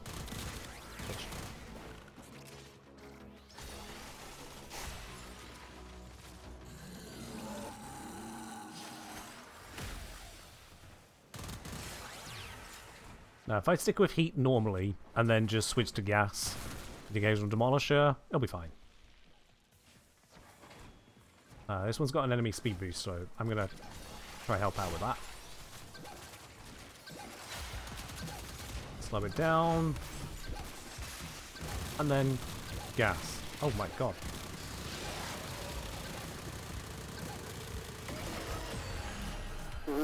That thing was holding on.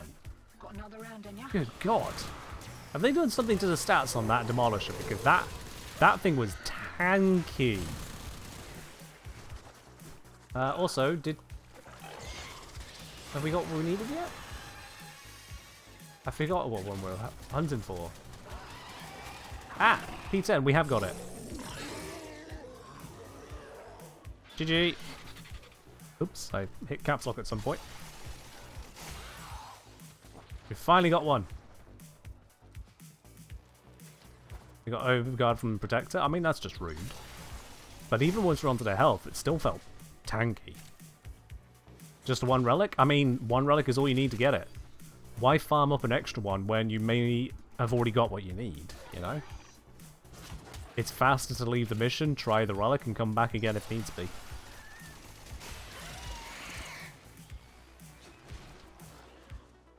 We got as much as we're getting, hotshot.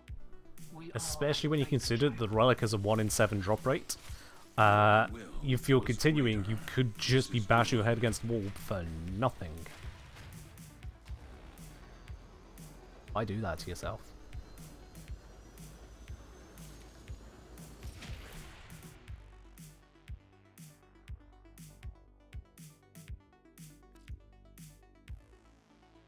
Okay, so let's grab our new Neo P10. A little bit of a redundancy in that phrasing, but it's fine. Neo P10, upgrade. Let's find a place to go spend it. Let's see. Neo. Those are crap. Perfect. Oh, yeah. If you because of rotation's time investment, it'd be able to go just 2-3. Have a look at the drop table for You don't have enough traces? God damn it. Right, Cosmo, let's get you some traces. Everyone, we're just going to do a quick couple farm ones so Cosmo can actually afford to do this. Let's see. What's our fastest one for that? we're gonna lose that Neo Fisher. Oh well, it is what it is. Let's just go do this. Alright. Bring a not P10 relic, just a random one, so we can get Cosmo these traces. There's no point subbing you out, Cosmo, because getting you the traces is probably going to be faster than getting someone in who has the relic and has the traces. We just farmed the relic with you, so we'll just get the traces. Okay, I mean, if you want to bring it right now, Gummy Bear, I suppose I could be running my relic right now. Come to think of it, I could just pop it right now. Oh well. Our position has been compromised. Defend the cargo until Yeah, in fact, because reinforcements you'll arrive. get the trace... Oh wait, you can't use the traces during the mission you earn them in, can you? Yeah, so we'll just do what we can. It's fine. We'll just do what we can.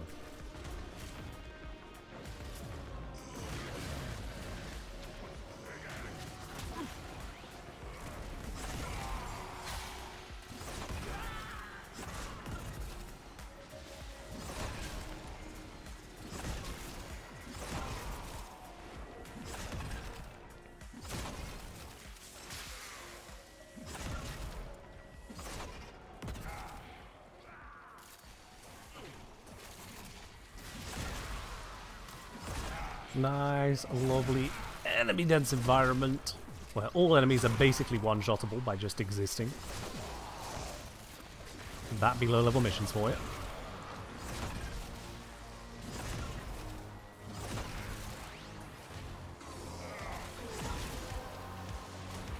All reacted squatted in the first wave. You'll love to see it.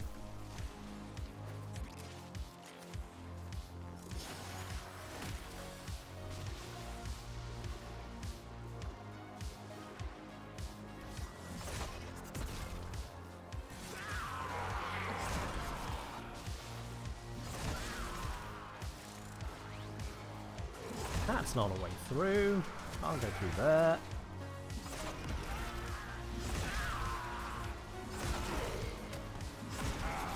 Barrow's back? Yup.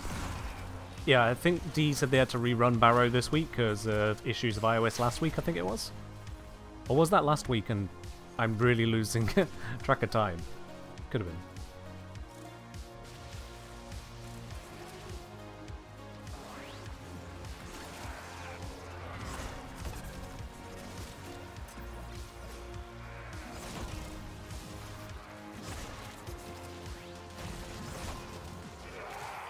Someone's got a nice solid nuke and they're near to me. I'm just going to go somewhere else.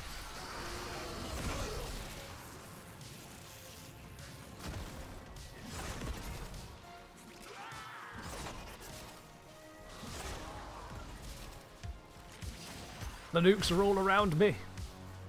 Yeah, I got my kills. Alright. I don't know what it is, Shell, but sure. Go ahead.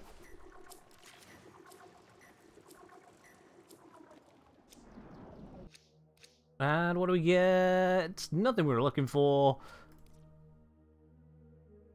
Ah, we're here to give Cosmo void traces. There you go, Cosmo. Get your extra traces. I don't need the Gyre blueprint.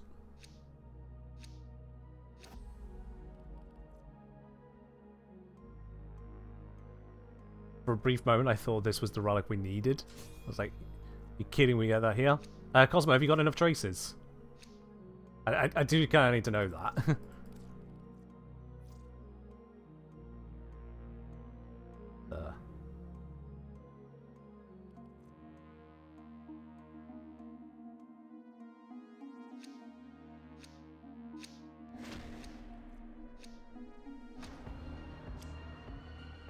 Not yet. Okay, good. Right. You hit the extracts? I wasn't sure, but as you don't have them, then no. We're good.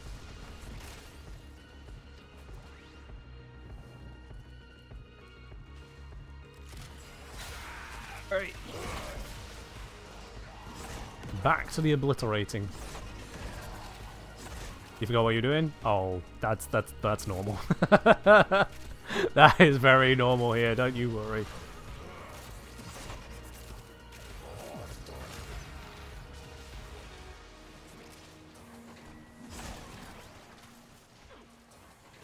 Fair enough, Shell. Yeah, you're right. I did miss out on various bits and pieces.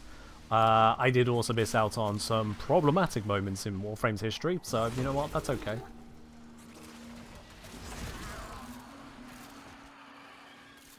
That is okay.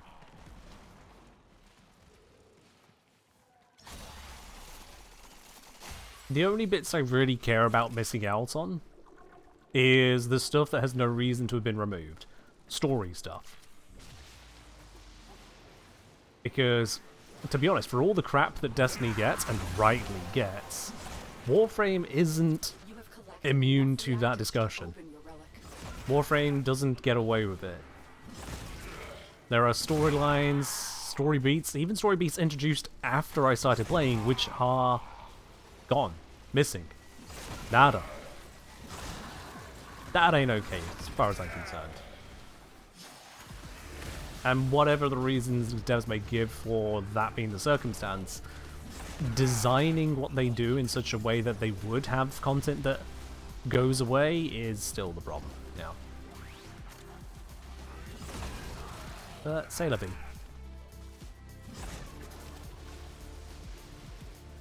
Not gonna dwell on that right now.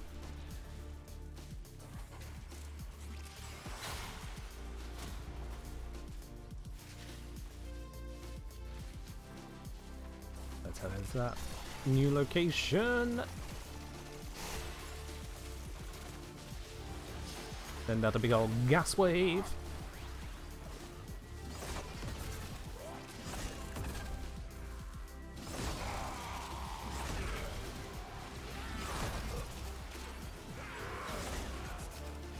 Is it fun for Mesa Relics, the high-level void capture? The fastest one, if you've got good loading times, is indeed to do the higher capture, yes. So that is Ukko. Yeah, Ukko. If you don't want to do that, then you can alternatively do Disruption on Olympus Mars. Rotation C there, which is conduits 3 and above if you do all of the conduits. So rounds 3 and above if you do all conduits. Round 3 and above, that will give you Mesa Relics every time as well. So, speedrun captures, get them just under half the time, or speedrun disruption, hope for the best. They fixed Folly's ammo pack? Yes. Now it's 1 pack plus no energy gain. What do you mean now it's 1 pack? Hold up. Hold up, I didn't see that in the patch note.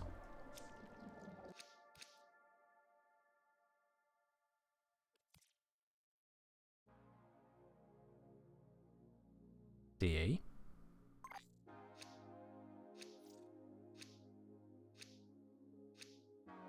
Fixed follies, blah blah blah blah blah. Universal ammo, replenishing energy. Yeah, no note of it being now just 1 pack. Refug, is that a misspeak?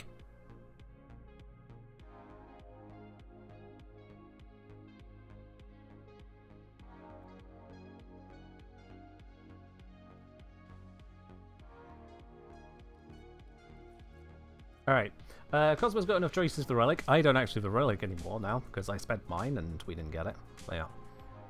They fixed weird interaction with the Xmas. Yeah. That is in the patch notes as well. I've updated that on the video in the pinned comment. Right, let's do the Neo Sabotage. Should be through it nice and quick. I'm sure you're about to enlighten me, Shell. Go ahead. Yeah, it doesn't really matter which one I bring here, does it? Because none of them are the one we need. So I might as well bring something else. We'll just take a swing at that, seeing as I have so many of them. What is it again, S20? It's whatever's got the Perigale in it. So that's P something, because it's rare.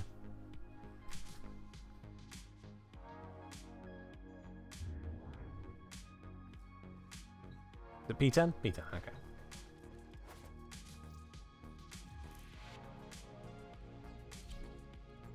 Yeah, I am full leeching this one, but I brought my relic before, so it's fine. We did the work.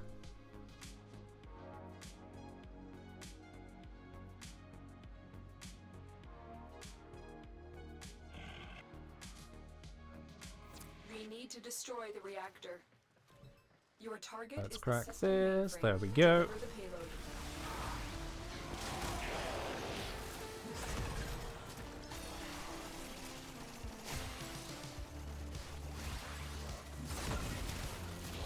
Give reactant. You got that.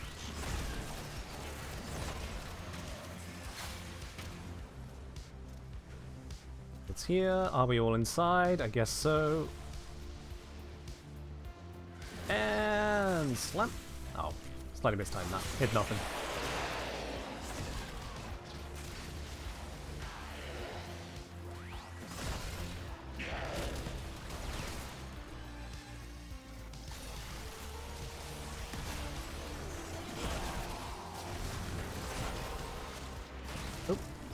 That's it. You've opened the relic. Finish your mission. My Take a look inside. stream player broke on my other screen for a second there. Luckily it was just the player and not the actual stream itself.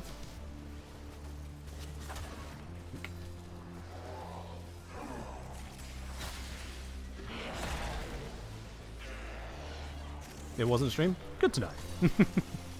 Good to know. Yeah, it's a weird thing with Twitch. Just every now and then, I've not had it in a while, but every now and then, the player will just conk out. And I have no idea why. It just breaks and says, click to reload the player. Okay. Something was supposed to happen and didn't. Tech do be complicated. I won't pretend to understand it.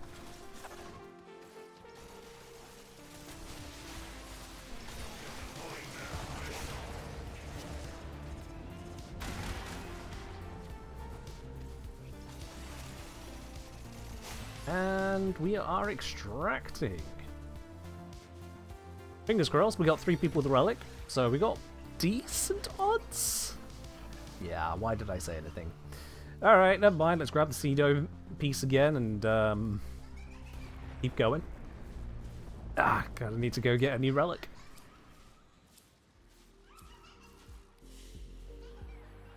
Mission complete. Excellent. Not even the Cedo part you need.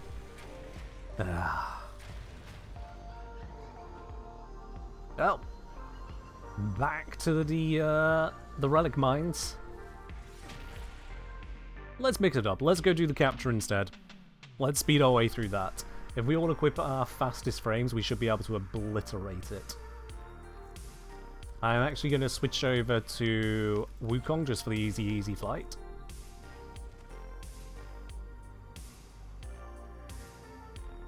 Assuming everyone's got a good loading time, this should be quick.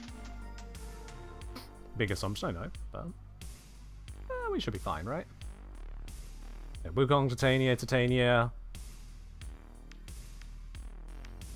and Volt. Let's do it. Yes, Titania has every reason to be faster than Wukong. However, Wukong's just a real easy coast.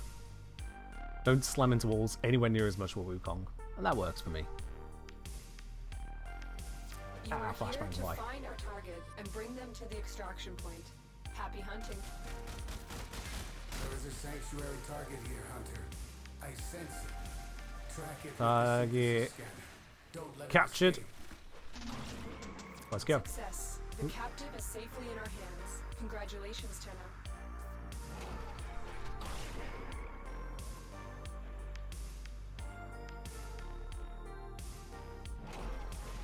And we're good.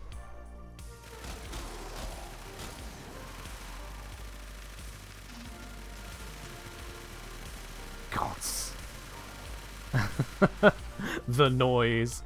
The noise. My Twitch player broke again. Alright, we'll just refresh and off we go. A P10 is what we need. So this is a dud. We roll again. That's our Neo. That happens. That happens. It's why this farm isn't objectively superior to Disruption. Is because it has a chance of Ire, it has a chance of a Miso Relic rather than the Neo. So we effectively have to run twice as quickly. More than twice as quickly. But it is a really fast mission, so it works out.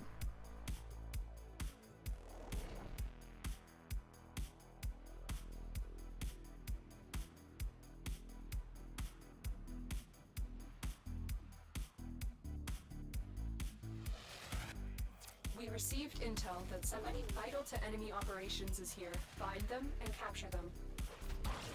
There is a sanctuary target here, Hunter. I sense it. Track it with the synthesis scanner.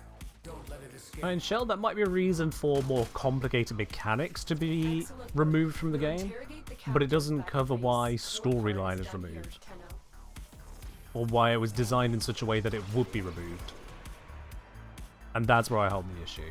I have seen firsthand the the difficulty some people have in approaching video games, like Warframe. In my recent Folly video, it took more attempts than I care to admit to try and get as many clips as I did of rookies picking up an RPG and firing it. Another job well executed.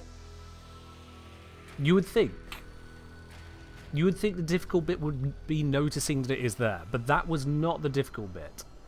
Whilst many would ignore it, or was it wrong, like? Whilst many would ignore it, many more would go up to it. Most would notice the pop-up saying how to pick it up. They would pick it up. They would look around at the enemies, kind of pointedly looking at them with this RPG. And then melee. Drop the RPG and just go off on their meleeing spree again. And I would observe these people and notice that a lot of these new players, all they were doing was pressing the melee button. They didn't seem to comprehend they could fire a gun. Which is really weird because it's in the tutorial. It's there, it's an option. These were both PC and non-PC players, so it's not like it was a singular input issue or singular category of people. No. I was just encountering rookie after rookie after rookie in the very earliest missions of the game, because that's where you find consistent rookies who just didn't seem to comprehend. Shoot your RPG. Press the button. Let alone the ones that didn't seem to just kind of really pay attention to what's going on around them, but that's because it's a very busy game, there's a lot happening. It's kind of overwhelming when you knew. But the ones holding it, looking pointedly at enemies, and then meleeing after moments of looking not leading to killing. Man, I was losing hope. I was losing hope there. Yeah. Great work. I am pleased with your performance. What the? Warframe? On my Christian Virgin Variety Friday stream? The absolute gall of this man. The sheer audacity. I'm okay with this. Smile. We've heard it here first. Esprit is happy with the audacity of it. Thank you very much for resubscribing there, Esprit. Up onto 51 months at tier 2, no less. Much appreciated. Thank you for continued support here. I hope you're having yourself a good day, my dude. Alright, we need to keep running the mission. Going. From Happy Hour saying, best guess is they assume that their melees are so good that the random gun they pick up will be as good as their melee. Or will only be as good as. But the thing is, they didn't even fire it. Because if they fired it, they would see the damage come off of it. They would see the big numbers and go, oh! But they did not. Some did, but more did not. The synthesis scanner is detecting a potential target. I'm reminded that people have very specific experiences through life, very specific lessons learned, and I am reminded that I have been playing video games since I was a wee young lad. I was very young when I had my first video games to play, and I've had a lot of time to get good, as it were. Not perfect, certainly not pro, but get good.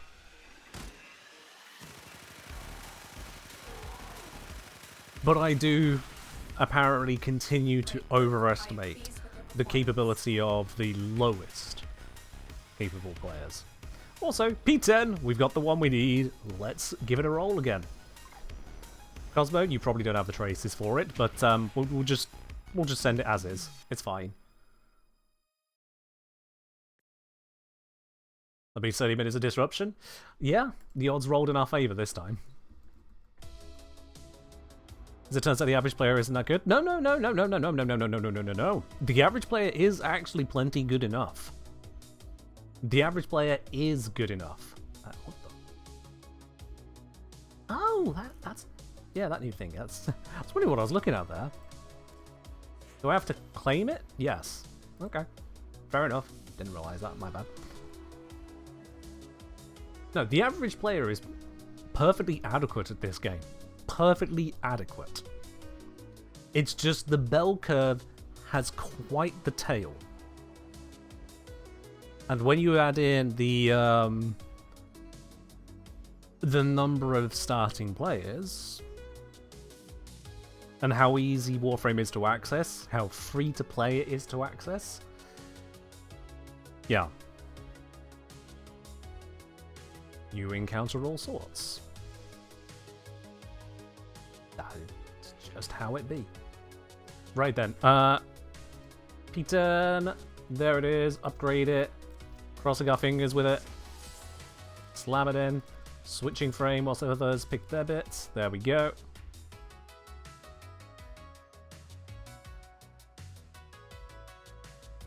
WXKCD2501, let's have a look, is that the 10K or is that something else?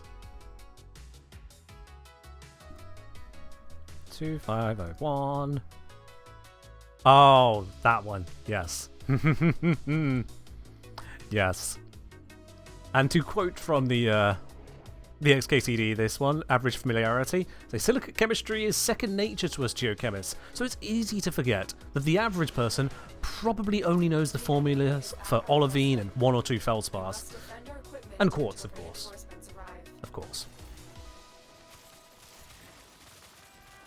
How easy it is for experts to overestimate the knowledge of the average person.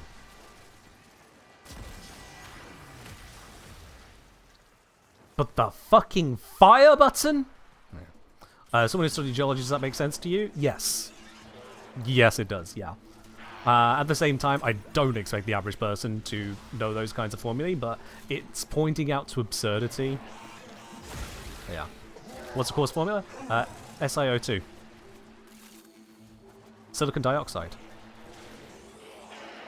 If you pick up a random white mineral out of the ground, just a random location, you have no knowledge as to what location you're in, where you're at, what everything is, you just have this random white mineral, and you go, is this quartz?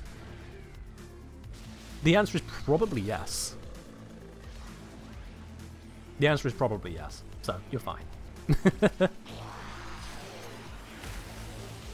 And quite hilariously, this happened between me and my housemate actually just this week.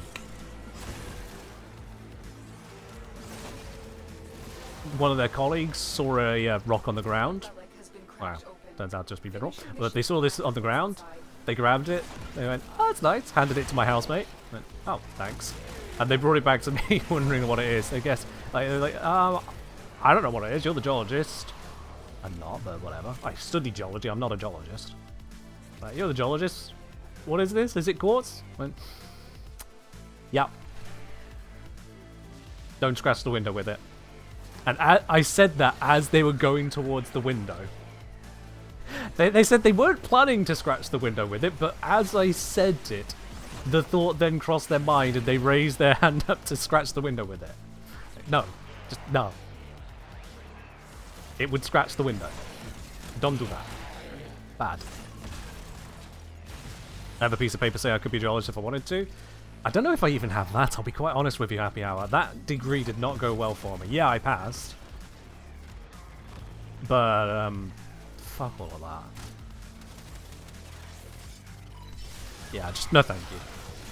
There is a reason I make videos about the technical details of a video game, rather than stand waist deep in some location praying that I find what I'm there for before I just die of boredom and misery.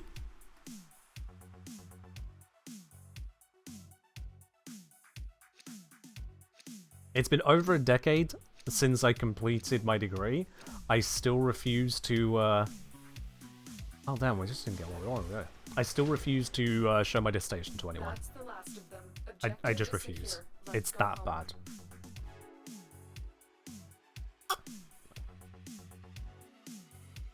Actually, I only have part of the dissertation myself, because I didn't get to keep the lab materials. Those are the property of the university. I didn't get to keep the map because it's a single copy thing done by hand and submitted. So I only have part of it. Your dissertations were only for doctorates? No.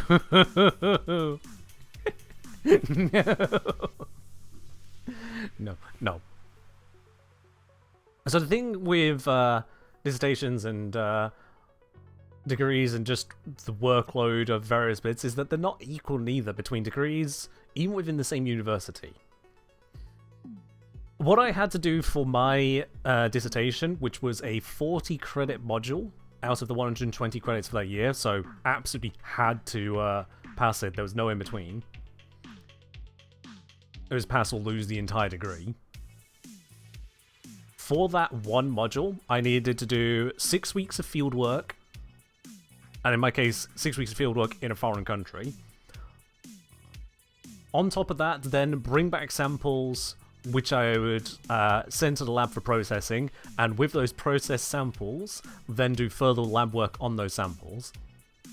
And use the analysis of the 6 weeks in the field, taking notes across a 21 square kilometer area, and the lab samples, and bringing up then various papers from just, you know, various articles, various papers, various studies other geologists had done, well above myself. I would then compose a report of between, I think we were guided between 8 to 10,000 words, and produce an A0 map of that 21 square kilometer area. And this was a solo project. This is not others will contribute their bits to it. This was all me. With the assistance of my tutor, I could liaise with people who are on my course who know things about it, but the actual project, all that workload was me. At the same time, in the same year of graduation, someone on a different course, their dissertation was up to 5,000 words, and that's it.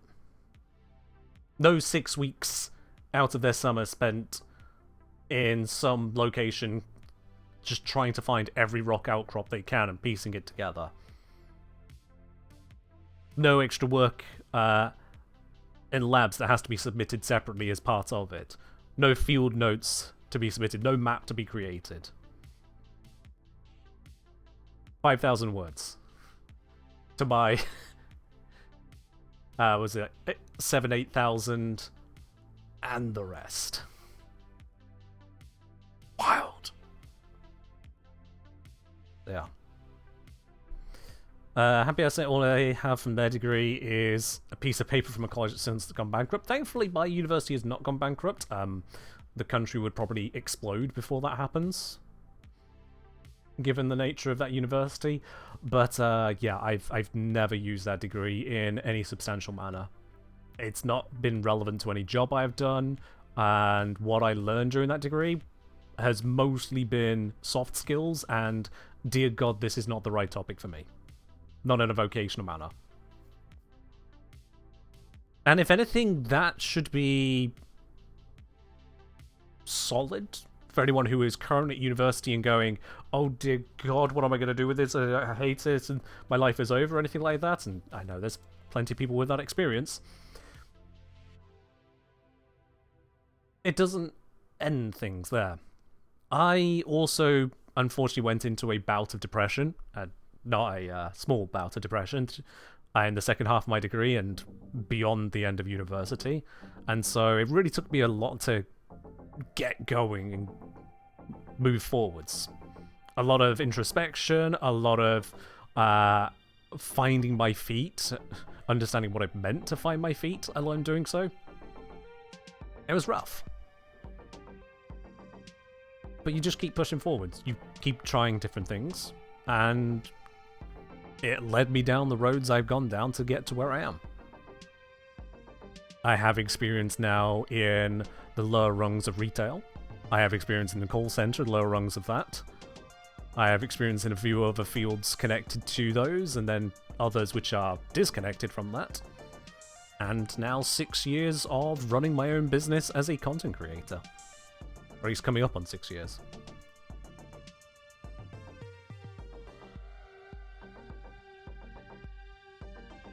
Ellie saying it seems to be a relatively universal thing. Oh, no, it's not. No. I do know people who did their degree and then did the follow-up degree to it as well, so they went into masters and then a doctorate and are still in that subject area. Hell, my housemate is one of those people. Started with a degree, took it further, and then went, right, and this is the work I want. And they absolutely slammed home the effort to get that to work. They really went the 9 miles and then some. And they got it. They nailed it. Dead proud of them in that regard, actually. Dead proud of them. So yeah, some people, they do find their calling within their university degree. And others go, I guess I'll give this a try. Get through and go, oh, yeah, nah, fuck that.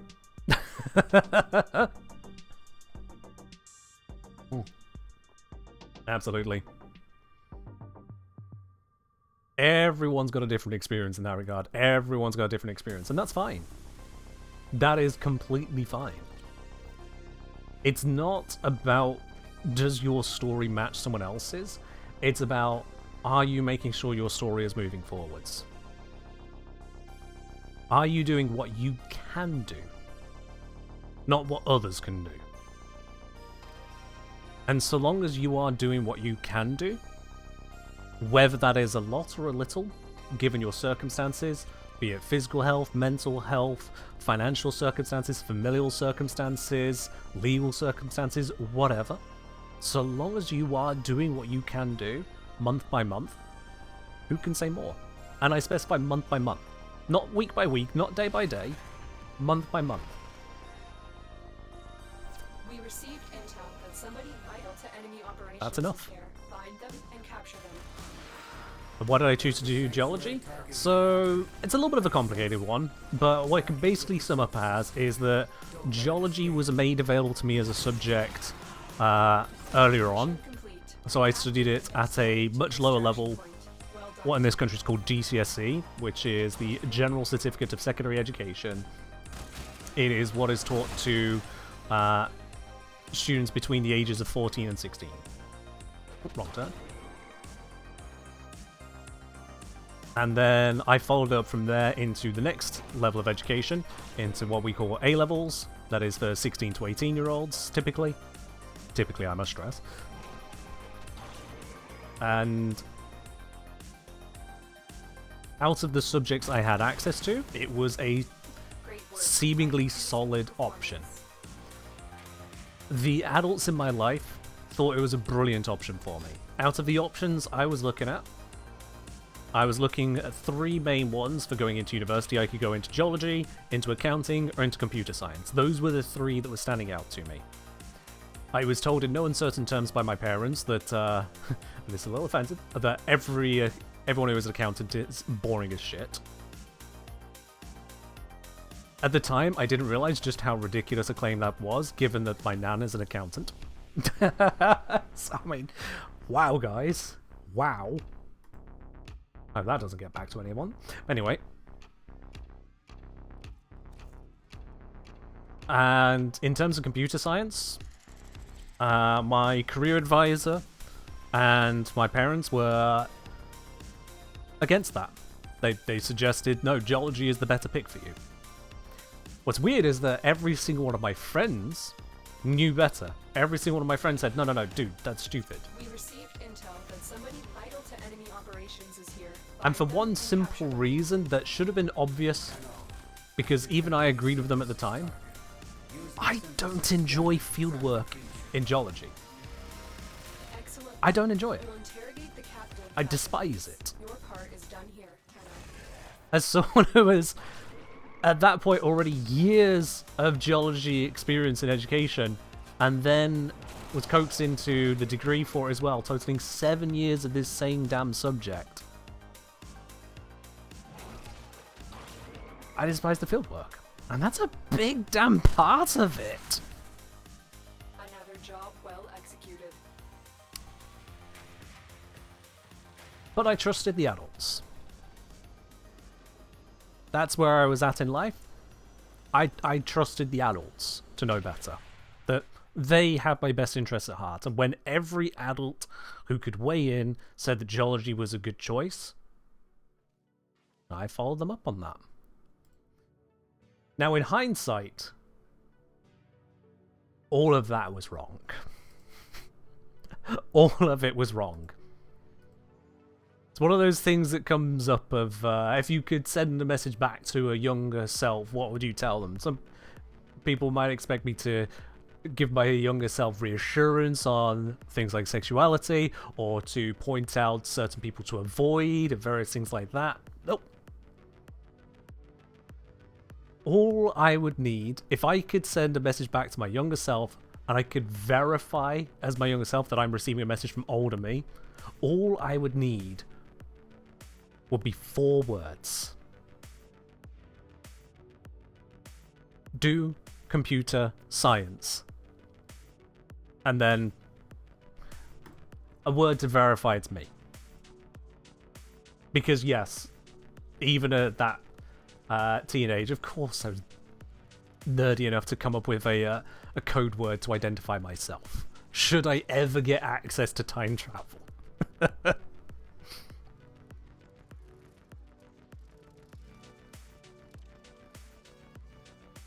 But alas, no such message arrived. And I trusted the adults.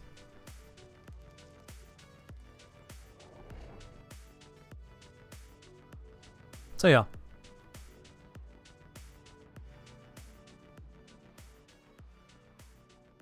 I stumbled a lot out of university.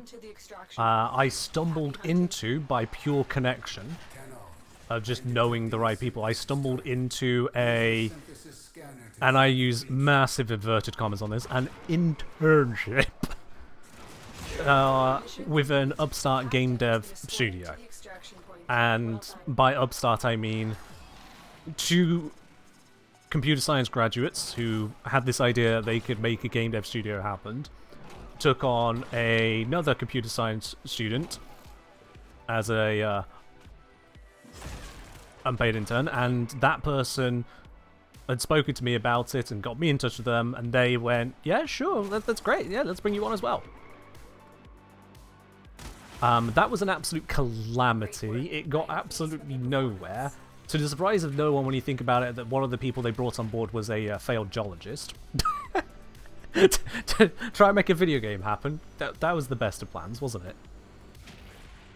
However, it gave me opportunity to focus on what they were doing, and how it works, and spent a fair chunk of time learning the language they were working with, which was C#. Was it a video game about mining? It was not. It was planned to be a story-driven horror game. I say it went nowhere. But I learned some of the basic fundamentals with regards to C#, with regards to working with Unity, with regards to working with Blender, and just the scope. This is why I know C#. This is why I know the basics of C#, yes.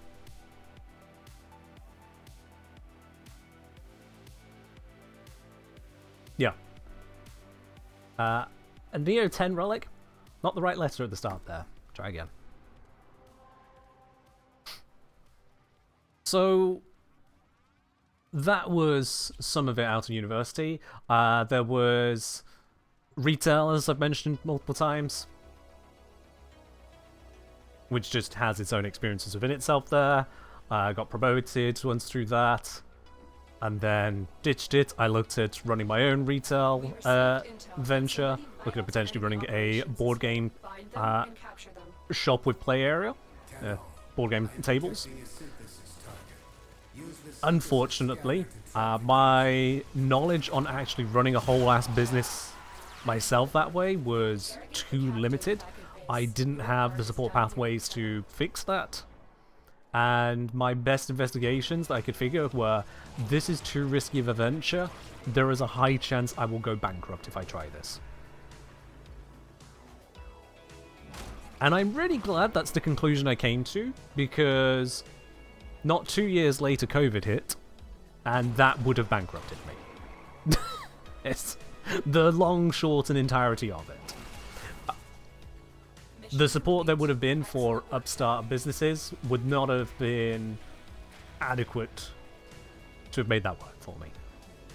So it's a good thing I decided not to continue down that venture. I worked in call center for a couple years, which started out being the complete opposite to what everyone thinks of a call center, and it finished off being precisely what everyone thinks about call centers. I found one of the few good ones and watched it turn into absolute trash. No fault of my own. I tried to help. Did help, but not enough. Sounds depressing? That's how it goes. You try things and things fail, and then you try more things. Now, how does that lot get me to where I am now? And the funny thing is by and large, they don't. They were avenues trying to get me other places, and they didn't work. You are here to find our target and Prior to going to university, Happy so we're talking long time ago now, I dabbled in making a couple videos for Minecraft because it's what people were doing, and I can also, you know, say things and do things, and I had a Minecraft world, so here it is. It was absolutely terrible. A few of the regulars here may remember a brief showcase of some of those old videos. I will not be bringing them back, thank you very much. But point is, I dabbled, and dabbled badly. And I dabbled badly during university with a game I was playing then, and then with another game I was playing then. Me and guides, right the way back. Right the way back. Always me. And as I did these little dabbles here or there, I didn't really commit. I just tried out a thing here or there, and gained more of those little soft skills. I dabbled in more showcase style videos. I dabbled in montage. I dabbled in guides, and none of it really clicked much. One of them, a pair of videos did kind of slightly kick off, but I didn't follow up on it because I wasn't going to have the support in my life to really focus that. I was still doing my degree. You can't really put a lot of focus into making videos whilst doing a degree. One of them has to take priority when I was in the circumstances I was in, and there was no way in hell I was going to get family to be on board with the idea of me not focusing my degree. So I didn't push forwards. Don't forget the videos too. This is actually that timeline, Esprit. Yeah. This is that timeline. But then eventually we get to working at the call center, and seeing that progressing there was not really a good option, seeing what the business had to offer and seeing the direction the business was going. I knew for certain I don't want to be here. I don't want to be here long term. This is not going to be good for me long term. The current role is not enough for the life I would like to have, and the higher roles are asking what I can't give. So I needed to find something else I could do. And so I started spending my evenings and weekends, the majority of them, honestly, on, okay, so what can I do video-wise? And separate to that, literally completely separate, I had started getting into Warframe for the second time. The first time failed, years prior, but for the second time. And things were beginning to click, and I could see where I could show what I was learning and make videos of it. I tried out not just guides, but a variety of things, and so I dabbled in that as well. And the most strange thing happened. A few people watched those videos. So I made more. Still working at the call center, it's still going not particularly any great direction, but hey, why not? And there wasn't many of these videos, but I picked up the pace. I was following various guides on how YouTube works, how video making works, what the ecosystem looks like, understanding more and more of these aspects. and trying to incorporate it into the videos. What makes a good video? What makes a bad video? What can I do to improve? What am I doing wrong? What appeals to people? I started off honestly very bad at making videos. My earliest Warframe videos were trash. Truly and utterly bad. But they got better. They got more relevant, more timely, more useful to people. And so in little spurts, things grew. All the while, things are getting worse at the call center. And so it was... let me think. Yeah, it would have been October 2020, where the channel still was not very far anywhere. It was October to November 2020, around that ballpark, is when the channel finally got monetized, and I could see the potential for its growth, potential for revenue, and I went, you know what? I can make this work. Maybe. And bear in mind, my history up to that point is not great on making plans work and sticking things out to the point of grand success, but I thought I can maybe make this work. Maybe? And to my absolute surprise, and this still surprised me to this day, I had the support of my parents on that. Not just a little bit, not tentative, 100% full send. They were listening to what I had to say with the ideas as to where it could go. I spec'd out, like, here's what other creators are doing in this space, how well they're succeeding, what that kind of revenue must be looking like for them, based on other metrics, things I've read, things I've learned, things I've seen. But also they were listening about the decay of the call center and how that was tearing into me. And so, with their support, I quit my job. With, frankly, just not enough income at all from content creation, absolutely pathetic bad, I took the plunge. I said, I have savings. These savings can cover me for an amount of time, not a crazy long period, but like maybe a couple years. Because yes, I did work hard on saving.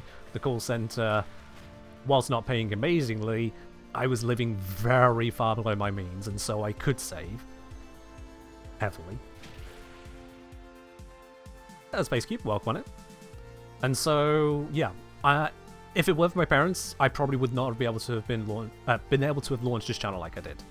They made it possible because for a short time I got to live with them whilst just working on videos. Not even on the streaming side of things, just focusing on the videos and then building into stream as well. They provided me a cheap place to live and just the overall support that you get with living close to family. A lot of people just don't have that opportunity. If I didn't have that opportunity, I probably wouldn't have been able to have focused sufficiently on the channel to have made it what it is today. Because I'd have been too busy trying to make enough money to, you know, survive. Certainly I would have been far more panicked about it, and that stress is not always a helpful thing.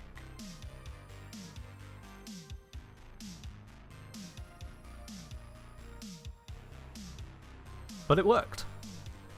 It took a little longer than I thought to get to stability, but it got there. And to be honest, things are still nearly stable. I'll be quite honest, because for all the best and all the worst, I'm still not that great as a content creator. And I know that might sound ridiculous or just overly humble. No, it's genuinely how I feel. Oh, change of plans, Lotus? Really? Okay, fine, whatever. It's just genuinely how I feel about it, because, well, I have the evidence to back it up. I don't really put out videos that quickly, or that timely, to updates. Where's my Varuna video, you know? How long did it take me to put out the Folly video? I had literal complaint on the video before the Folly video, saying it's too late. They are. and here on stream. How many people come in and You have broken their ranks shortly and thereafter decide that I am an another arsehole? successful mission. Mine extraction. It happens. More than I would like to acknowledge, but unfortunately I do come across quite abrasive. Despite my desire not to. That is something I work on as well. Slowly, surely. It's kind of hard to undo, you know, your entire life that leads up to that. Mission complete. Excellent work, Tenno. S20, not the one we need! Dang it. We keep going. But, it has got to steady. And for years it's been steady. And I do manage to keep things going. To keep giving you the videos and live streams. To keep trying to entertain you the ways that I can. That are genuine to me. Because that genuine comes through to you lot. I could have sold out 5 Ways to Sunday by now. If I really didn't care enough. But then y'all lot would have also left. Because the vast majority of people who do try to make a YouTube channel or a Twitch live stream work, those channels die within a couple years. In fact, the majority of businesses die within a couple years because whatever they're trying to make work and however they go about it just doesn't. So the fact that this is merely stable but still stable, 6 years in, fuck yeah. For all its failings, for all my failings. Excellent work. Fuck yeah. We'll interrogate the captive back at base. Your part is done here, Tenno. So there's no point me trying to quote unquote cash in on that with shitty sponsors and AI voiceovers to save time on production. There's no point diving down the road of news slop. I have dabbled in collaborative stuff here or there, but Mission complete. I'll be honest, Excellent work, Warframe doesn't Tenno. really lend itself that best to the collaborative side of things. Like, yeah, there are crossovers and collabs that can be done, but not in the same way as, say, creators that make an entire presence about doing collaborative videos.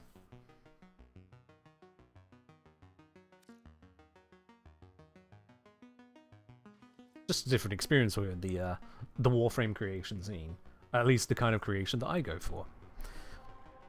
Lacking artistic skill, whether drawing or painting or singing or all the various other artsy elements that one can usually point to, I bring you my analytical skills. I bring you my Received intel that somebody vital to desire any to dive operations is into here those by nitty-gritty bits and to communicate it Tenno, in a way that hopefully near enough everyone can understand. use the synthesis scanner to track the creature. Mission complete. The captive has been escorted to the extraction point. Well done. So, it ain't rich. It ain't a household name. Hellfire, I don't think I've organically met a single person outside Smile. of Warframe circles that already knew of me. Perigale, thank you very much for the resubscription up onto 29 months there. Much appreciated. Hello there, hope you're doing well today. Cheers.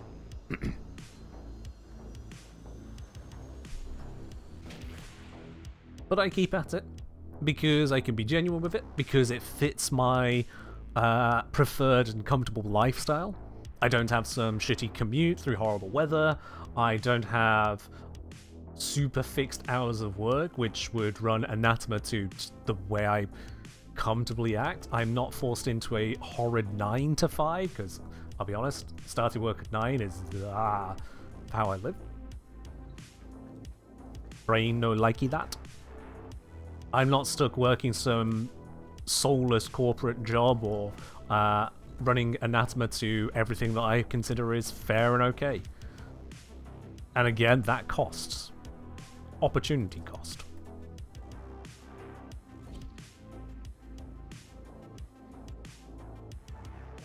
So I'll take that trade-off. Obviously, I'm still here streaming to you lot right now.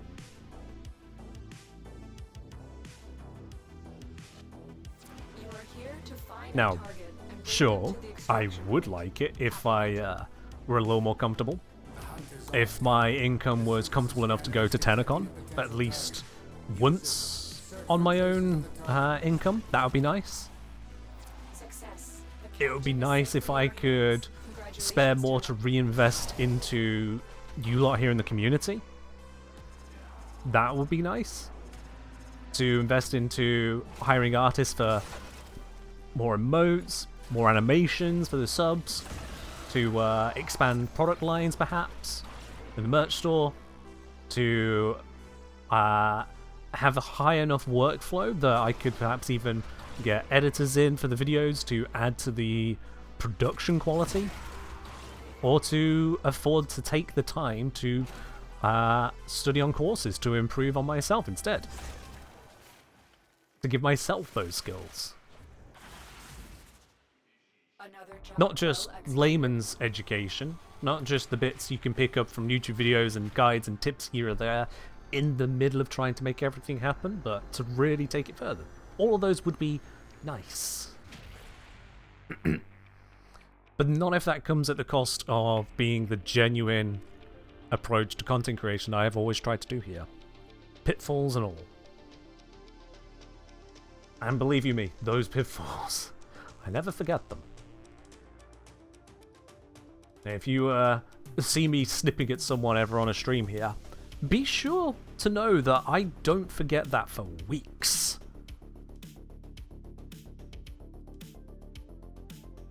Particularly egregious ones, Valkyria, I always remember. Those don't go away. And I always try to do that better.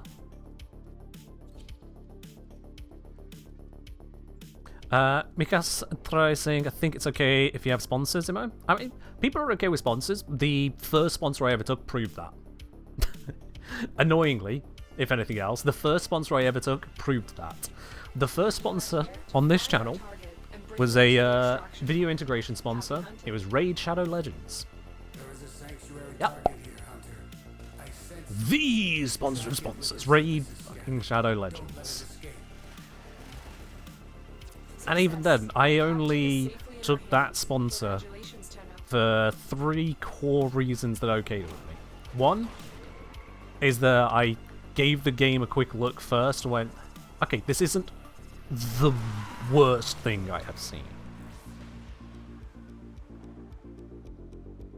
It wasn't hell on earth.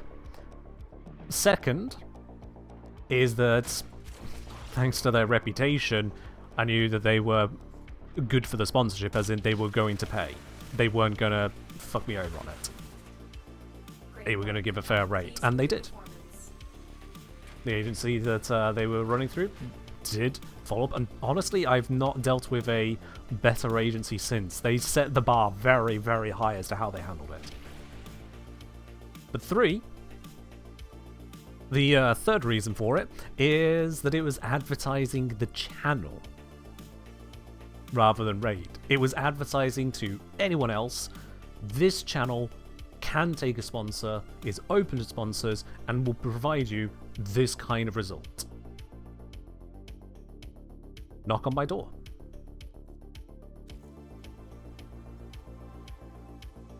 Now, there's not been a huge number of sponsors on the channel since then, and that's because I don't want to take sponsors that are crappy. I don't want to just put whatever advert in front of you lot. Because I don't want to deal with those. You don't want to see me shilling some random energy drink when all I drink is tea and water. Well, and apple juice in the mornings. You don't want me talking about the amazing results that you can get out of some gaming browser when I wouldn't use it for 5 seconds late ever again. Use it. Search for traces of the target. There's just no point to me. Success. The captive is What is the point of Congratulations, Tenno. shilling something, being the voice of something, giving my my likeness to something like that.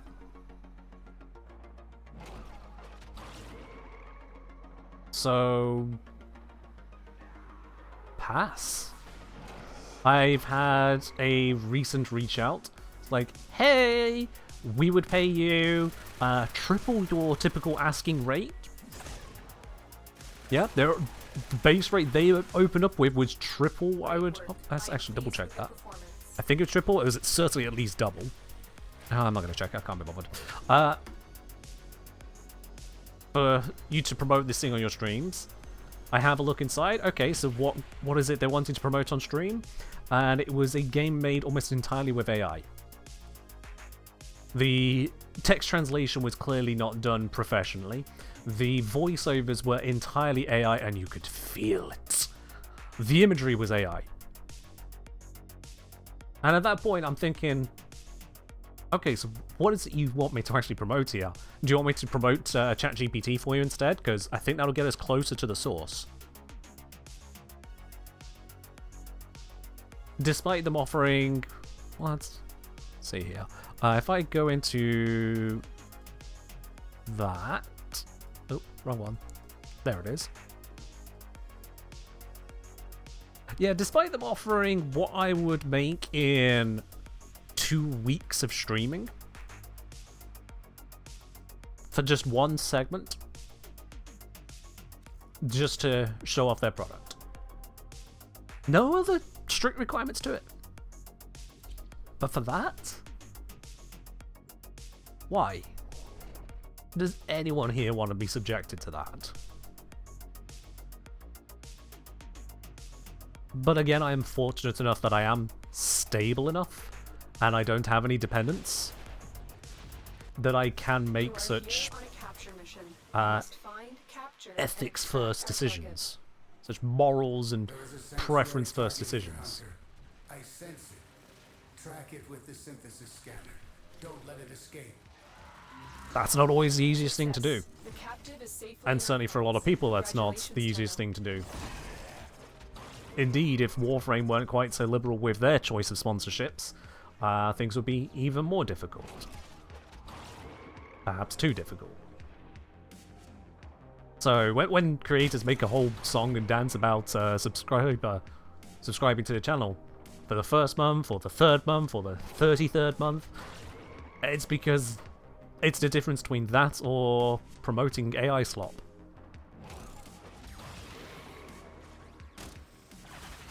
Yeah. Great work. I am pleased with your performance. Space Cube saying there's also the issue of reputation affecting sponsors too. A few bad brand deals tied to name could easily sink a whole lot of chances. It depends on what you mean by bad brand deals. Unless you're promoting Kanye West, most brands honestly just want to make sure that you're just not a toxic connection. They largely don't actually care that far. If you won't bring ill repute to their name, what other brand you covered last year, they actually just don't care. They actually just don't care.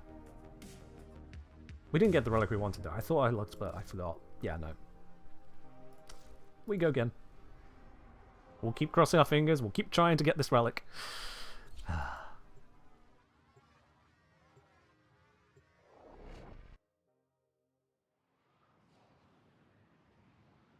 Yeah, You might it's a think topic. about your pitfalls on stream for a time, but I still think about how I stole the thunder of 100k from you back then. I am sorry about that. I kinda suck sometimes. Take my money. I'll be quite honest, Esprit. I can barely remember that moment, let alone your part in it. But all the same, it's all good, dude. And thank you very much for the 5,000 bits right there. That is much appreciated. Cheers, guy. Congratulations, Tenno. Cheers indeed, my guy. See, now, if everyone does that, I'd never even have to answer a sponsor email again. I could tell them all to... Oh, excuse me. But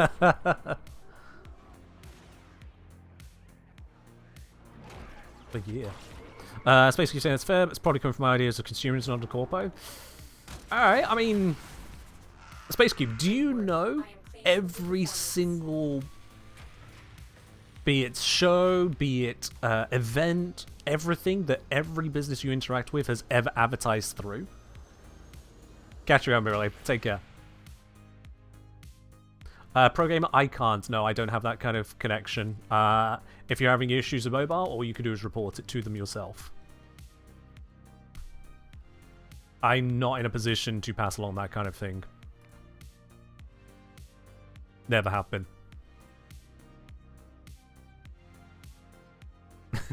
Got to say, sorry, you killed an Apex Legends that one time. See, that I do remember. If I recall correctly, it was something along the lines of, "Stop opening the fucking door! You're getting me fucking killed!" That I do remember. Cheers, Saboteur.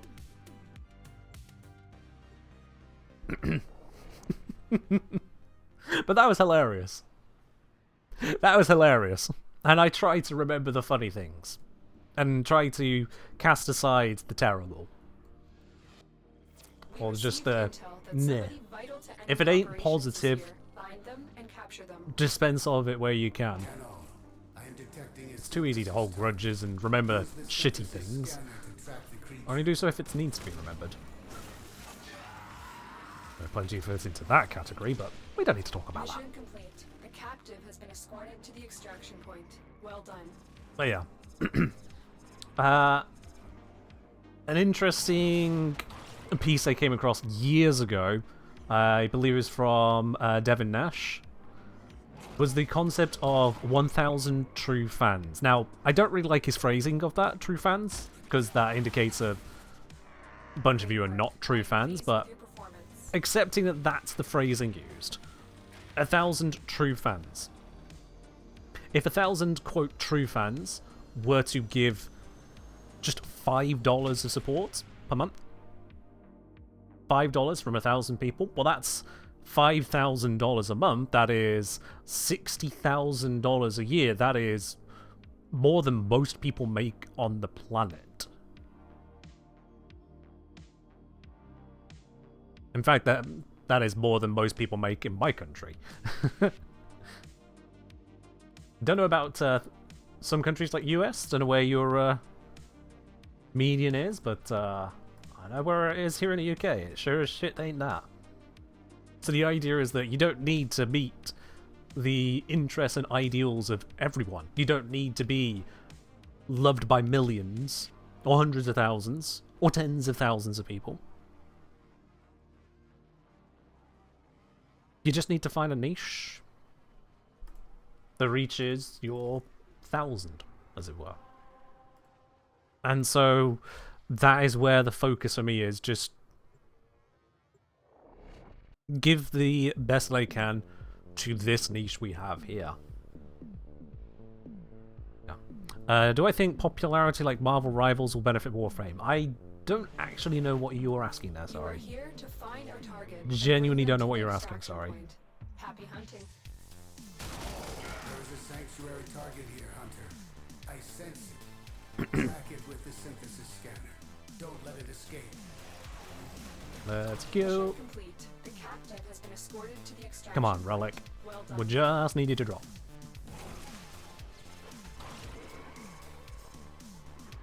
Do I think if Warframe got as popular as Marvel Rivals, is that what you're asking me? If Warframe were as popular as Marvel Rivals, would that benefit Warframe?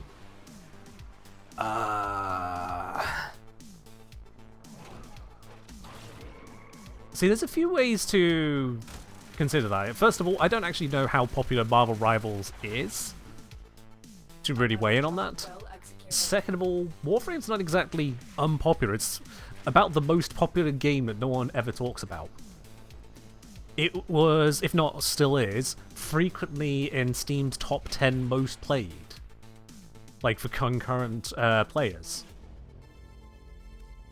Warframe is no slouch in the gaming space, and they're breaking their own records even this year. Or in the last year. So like, Warframe's obviously just a well-known game in the gaming space, but then it also kind of weirdly hits that not as talked about space. It's odd. It's really odd. It's certainly no Minecraft or Call of Duty. It never reached the likes of PUBG, Apex Legends. And I dare say a significant part of that is a lack of both a competitive and creative space. I don't know how that would apply to Marvel Rivals. Marvel Rivals carried a lot by just Marvel, no doubt. Yeah, I see a few people saying that Marvel Rivals and Warframe are apparently about the same on Steam charts right now. It's fair enough. God knows how that applies to maybe anything mobile as well. They are. I mean, it's one thing I've run up against many times myself as a creator for Warframe is outside of news and guides, Warframe is kind of limited. Like, there's room for creativity, but not content creation creativity to the same extent. Not in the video scene. And there's no pro scene to be had whatsoever. Even speedrunning in this game is niche. So what if a mainstream audience started talking about the game? I mean, that would just mean more people on it, right? That would just mean more people. You're basically asking me, would Warframe do well if it had more players and more fans? Well, yeah. Yeah. Like, how would it not, to be honest? How would it not do well from that? Now, yes, there would be various potential issues with it. Various things they could run into as a result of even greater popularity. That's potential for risks there. But by and large, just more popularity would be largely better for a game like this. Largely better. If they have a higher income, if nothing else, the freedom to hire more teams, get into more specialized bits and pieces, to spend more time on the polish and various whatnots, or spend more time on the development of the new updates, to produce second genre content around Warframe, like how we saw at one point with the Stynax release, that kind of mini anime episode they created for it.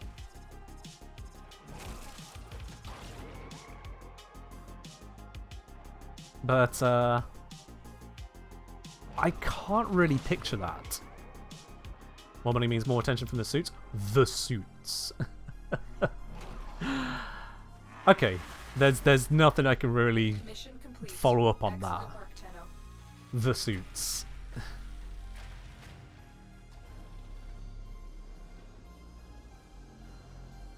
Yeah. I'm sure there's a point buried in there, but I'm not seeing it. SB saying the problem with live service is that eventually everything dies, though. Warframe can't last forever, it just cannot. Okay. So Esprit, everything dies. Not just live service, everything dies. There are an untold number of non-live service things that have been created that have sold and then stopped. That's kind of how it works. You create your next product. And take one of the games you're very familiar with, RuneScape. That's also live service, and still is going, in 2 different forms no less. It has its ups and downs, absolutely. Where it's at the moment, don't know, don't care. It's still going. Meanwhile, other games come out, live service or not, even highly advertised ones, and they launch and then they're just... they're a fart in the wind. Nothing. Live service almost has nothing to do with it. Almost.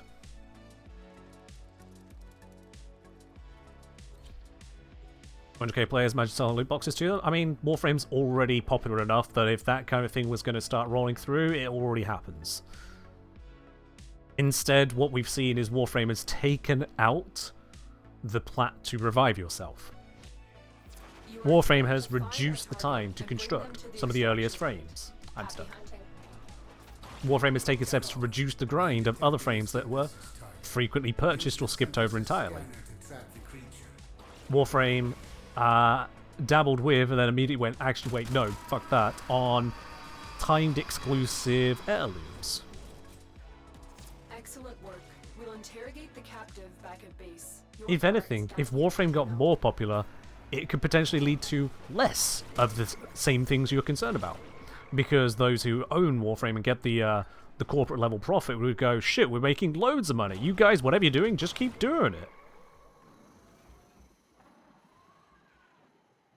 It's easy to be all doom and gloom, especially because the doom and gloom has come true time and time again in so many other places, but there's also time and time again where it Mission hasn't. complete. Excellent work, Tenno. So, rather than predicting and fearing a dark future, celebrate the bright present. Yeah.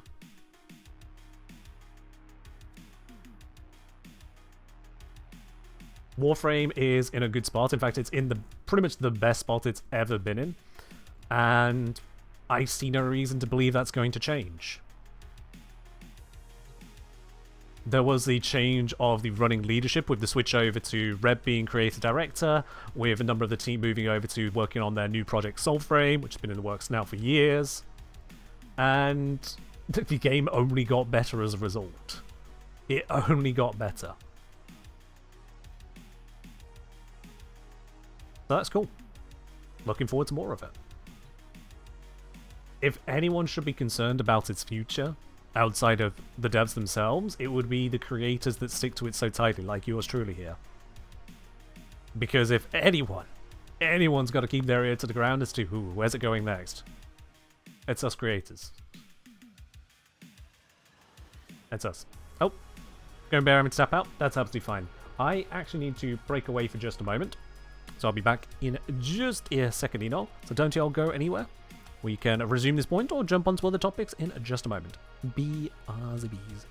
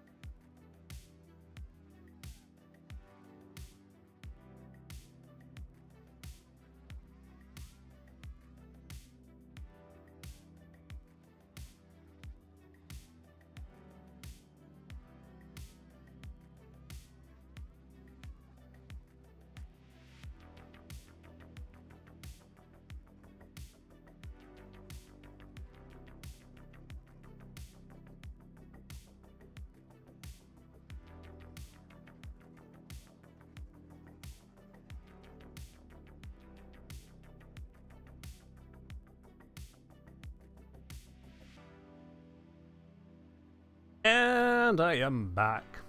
Did you miss me?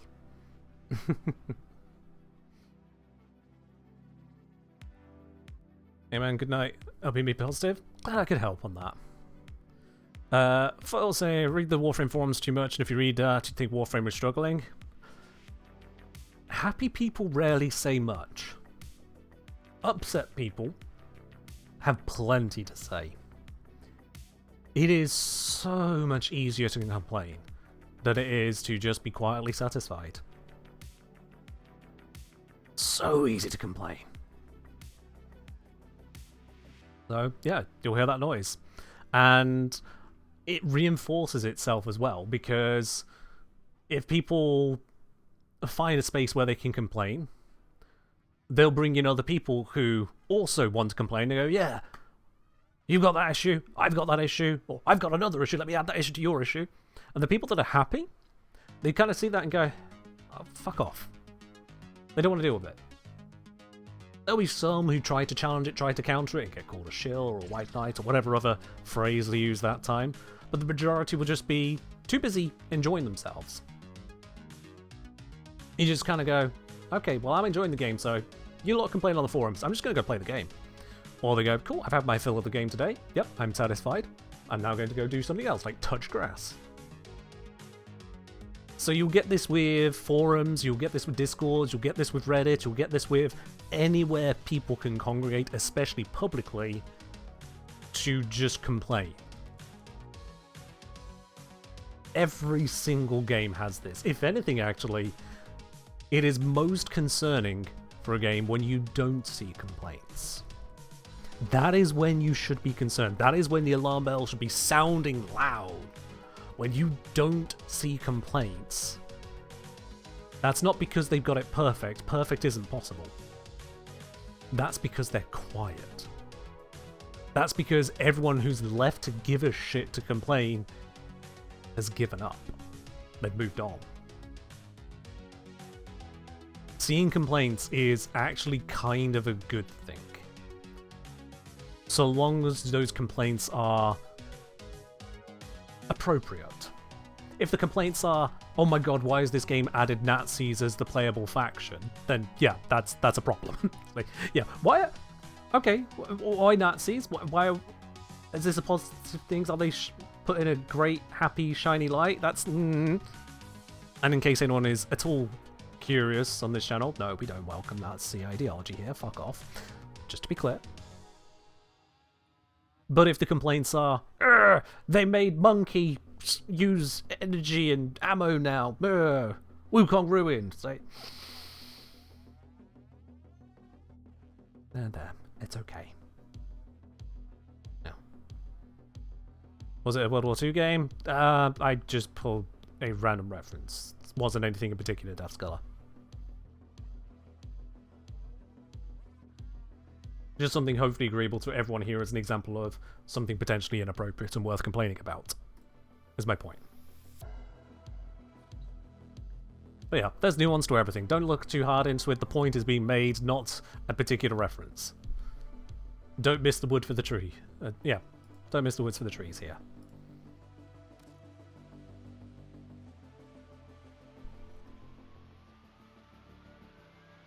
Did this stream start earlier than usual? Yes, I did start earlier than usual today.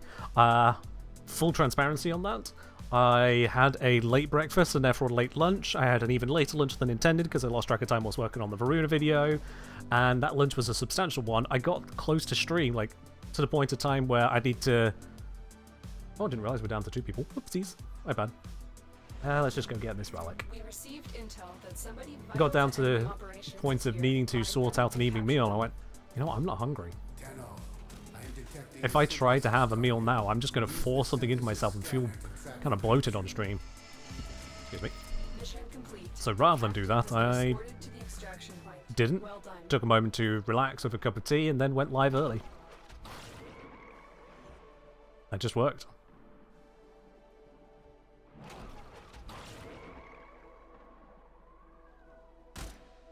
So yeah, the stream did go early, but that's why.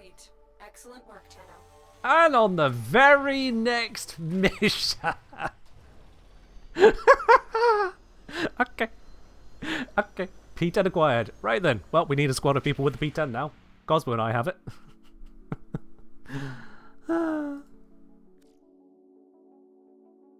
Wow. Wow, wow, wow, wow, wow, wow, wow, wow, wow. Alright then. Yeah, let's just build a squad then. If you also have a Neo P10 and would like to join in to crack this open and try and get that rare part first time, definitely totes. Then send me a message in game, the engineer, and I'll bring you one into the squad. One Neo P10 for the Perigale Prime Barrel. Well, so Miss here from Vasquez941. What's your opinion on Star Citizen, No Man's Sky, and Starfield? Star Citizen, I've seen snippets of from creators streaming it, and I've seen the absolute debacle of its development, and absolutely not, thank you very much, go away, do not want any part of this. Still don't have choices? Then just bring it as is, Cosmo, it's fine. Just use the... upgrade it as far as you can, or just use it unupgraded as is, it's fine. 2 cats now? Oh yeah. Building up a cat squad. Now, our 4th doesn't have to be a cat, but you do need to have the appropriate relic. Neo P10 Radiant Preferred, because, you know, it's rare. And I think that is our other one. That is Brenzen. Come on in. There we go. Now we got our squad. So yeah, Star Citizen, 0 interest. I've seen enough of it to go... I mean, come on, all the stories, all the concerning stories of its monetization, its development, its where's the money gone kind of process. Not touchy. Starfield I tried more than a little bit on release, and it was boring as sin. It was genuinely boring.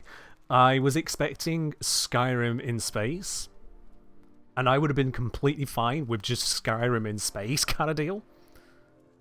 And instead what I got was loading screen hell, some of the worst story I've ever come across. Like, utterly could not begin to connect with it. It was just so bad.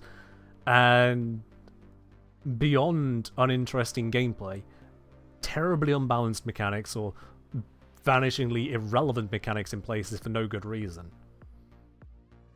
It was just bad. There was not the game to catch on to, not the gameplay, not the storyline, not the anything to it.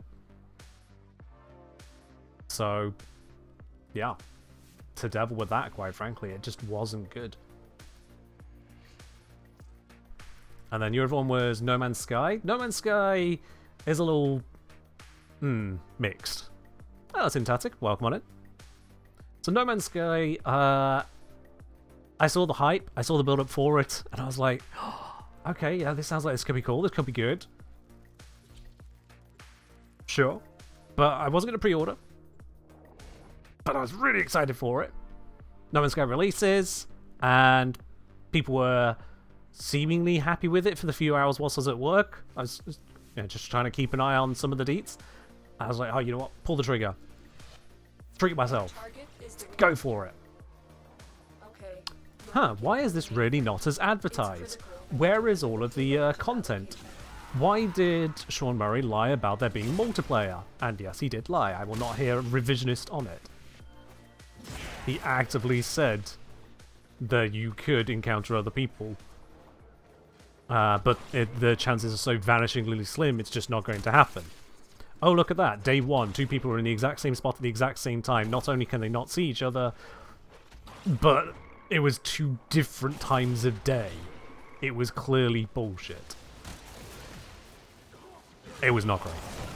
Now, they have updated it and updated it. Multiplayer is a fully fleshed thing for it, and more beyond. I'll be honest, when I saw that one of the first updates they did, one of the earlier ones was to add racing tracks, I was like, the fuck? In this exploring game?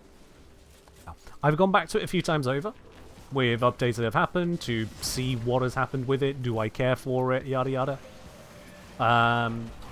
I've never really connected with it. It still felt clunky and awkward in ways that I wasn't satisfied with.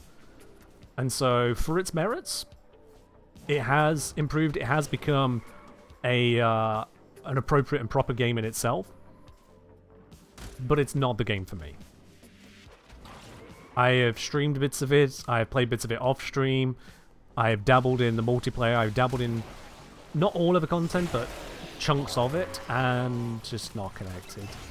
The most recent bit I recall, most recent 2 bits. One was the, was it called Corvettes, I think? Where you could basically design your own ship. There were certain limitations to that, that whilst yes, you could design your own ship, didn't really have the substance I was looking for. The interiors were over-designed, and yet hyper-restrictive within those. It just... And the other bit was when they had added settlements that you are the, not mayor of, but coordinator of, something like that. Yeah, I tried engaging that, and it was just crap. That wasn't gameplay, that was just crap. So I didn't continue. So yeah, out of the 3 there, No Man's Sky has my greatest respect. By a large margin. Star Citizen can absolutely just sod itself, and Starfield, I barely think about. Damn it! Nah. Okay, well, we go again, guys. We go again. We go again. Now, how did I find Elite Dangerous? Elite Dangerous was another one I got hyped for. Elite Dangerous was another one I saw such potential in. And with regards to if you use an immersive setup, you allow yourself to get immersed into the physical experience. They did that well. The first-person perspective of piloting those ships, the sound design was absolutely on point. Brilliant. But in terms of making space fun, they tripped up more than a few times. There was a lot of mechanics, like the background sim is a big old thing, the background sim. And it was both opaque and shallow in so many ways. Oh, there was depth to it, but it was depths in the same way as rolling roll tables to decide what's the temperature of the rain on Tuesday. And it didn't grab. Be Dangerous better in VR? That I fully believe. Yes, 100%. It feels like a game made for VR. And that's okay. But yeah, the gameplay didn't grab in the same way. No acrylic packs? Ah, that's unfortunate. You didn't have to drop out because we can go farm acrylic, but I guess if you don't want it, that's fine.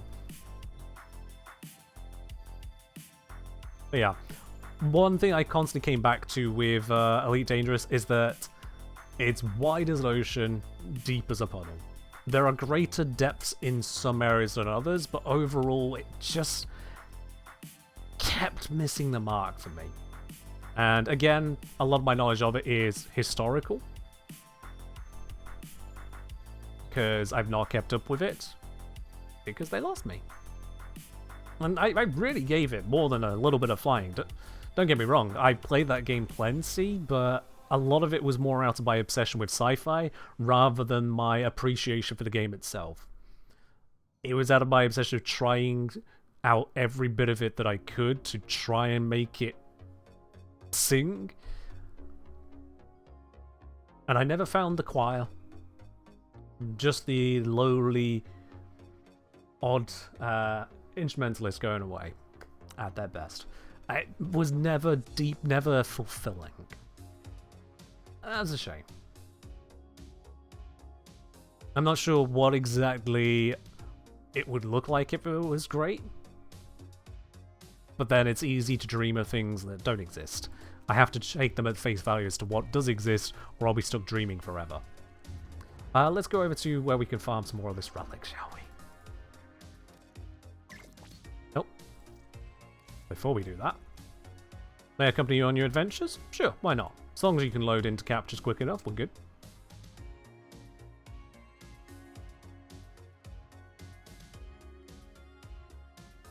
Am I coming to TennoCon this year? I am not. I can't afford it. I just straight up cannot afford it. That's interesting in swap to a faster frame. Runa is not slow these days, so if you can keep up, you can keep up. Yeah, going to TennoCon would cost me, all told, around like $2 grand. $2 grand UK. I can't justify that. I just can't. If I was earning, you know, substantially more than I do, then yes, I would love to. I was there 3 years ago on DE's pay. It was very, very nice of them to make that offer to me. Holy shit. Understandably, they don't offer it every single year because they can only do it for a subset of creators. They spread the love. Gotta really respect them for that. They didn't have to bring anyone in that way. The captive is safely in our hands. But yeah. Congratulations, Tenno. I can't justify the $2 grand. I just can't.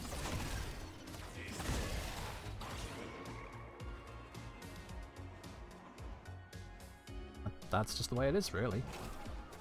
It's not that I don't have $2,000, to be clear. It's not like I'm, you know, dead broke here or something like that. It's more that... Great work. I am pleased with your performance. you just can't have everything, can you? Gotta make your choices.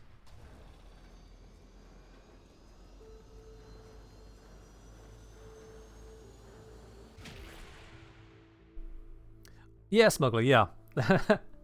See, this is what I was talking about actually earlier on the whole, if you don't see complaints about a game, it's bad news. So I'm going to say, felt the same way in the sense, no idea how it, as in Elite Dangerous, could be better. Decided it's not their place to complain as it's probably not their game. Went back to something else. When you get too many people deciding, oh, it's not worth the complaint, I'll just leave. Then it just empties. When people feel there's no point even trying to say how it could be better anymore, they just give up. It's dead. You are here on a capture mission. You must find, capture, and extract our I could imagine so many different things with Elite Dangerous.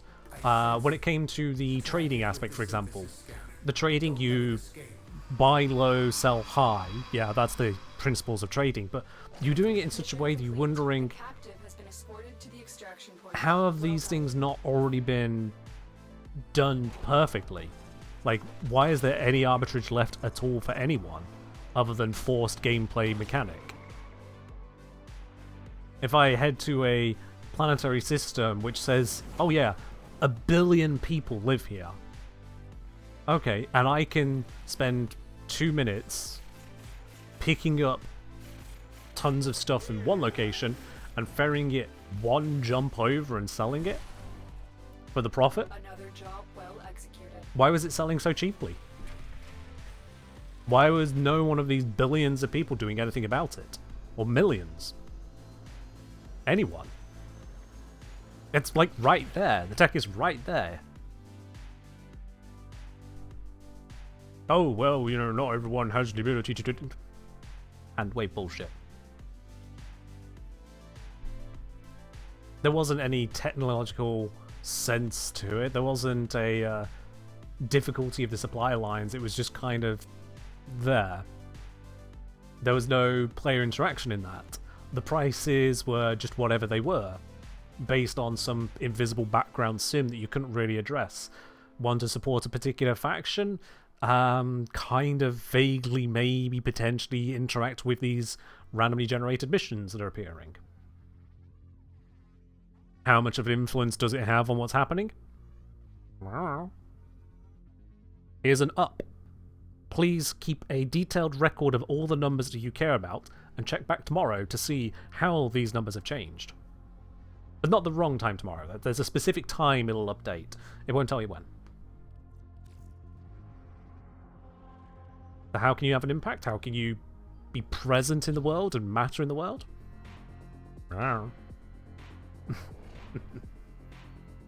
Next EVE Online. Those guys are crazy. So EVE Online is one that I do play regularly. Yeah. I don't play it at a very deep level. I've been involved at a deep level in the past, but now I don't. I don't want to give the time to it that would be required to play it at a deep level. Because my god, does it take a lot. And that would be very toxic for me. I acknowledge that. Like I say, I have an obsession with sci-fi. And jeez, have I sunk time into that game. So much time, and I still spend time on it, as I say, to this day. Now, EVE is kind of the opposite of Elite Dangerous. Elite Dangerous, wide as an ocean, deep as a puddle. EVE is not particularly wide in the same way. I mean, it's probably wider than ED, but the depth that it has to it, partially from the mechanics, mostly from the players. Absolutely insane in that regard. But, the devs behind it, or rather the company behind it, can't expressly say the devs, but the company behind it, Watch me burn bridges on this one. Why they'll never ever choose to sponsor this channel. Oh boy. Think about every bit of monetization. Alright, take care, SB. Think about every bit of monetization you would not want to see in a video game. Think about everything you would not want to see happen with Warframe. There is a good chance some amount of it is happening over in Eve. From very clear pay-to-win aspects to the most ridiculous form of multi-boxing. People have to learn just what multi-boxing really means for Eve, because you don't see it basically anywhere else. Imagine one person operating 20 accounts simultaneously in a PvP game. They're operating 20 accounts simultaneously so that they don't need to work with other players and work around the mechanics of no one person can do all the tasks. They could just do it all. And just absolutely overwhelm you with their numbers that they just pay more. Or they play the game so much that it pays for itself. How they created a skin system, a cosmetic system, whereupon the players design the skins. The players have to then train skill points that even allow them to put the skins together, which is trained over time, or you spend money to accelerate it. And then you pay premium currency to create the skins, and then you can sell the skins and are taxed on those sales. So the devs aren't doing the work of making the skins, they've just given you the tools to go and do it yourself, and taking their cut multiple ways over. In terms of getting the materials for these skin materials, it's called the Skinner system. S-K-I-N-R, Skinner. And you can get some of these materials just by doing other bits of gameplay that drops as loot from various locations. But you don't know which one you got, you'll receive a box. And a random skin item could be inside of this box, which means it is a literal Skinner box. And if you don't get the reason I am stressing that word there, that phrase, how on the nose this is, I urge you to look up what a Skinner box is on Google, or DuckDuckGo, or whichever search engine of choice, doesn't matter. It is so on the nose, it's almost painful.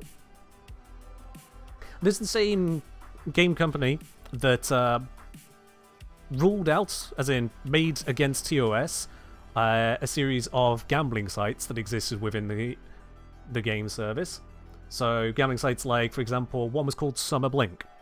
What they had was micro instant lotteries. They would say, hey, you've chosen to start a lottery for this semi-expensive ship.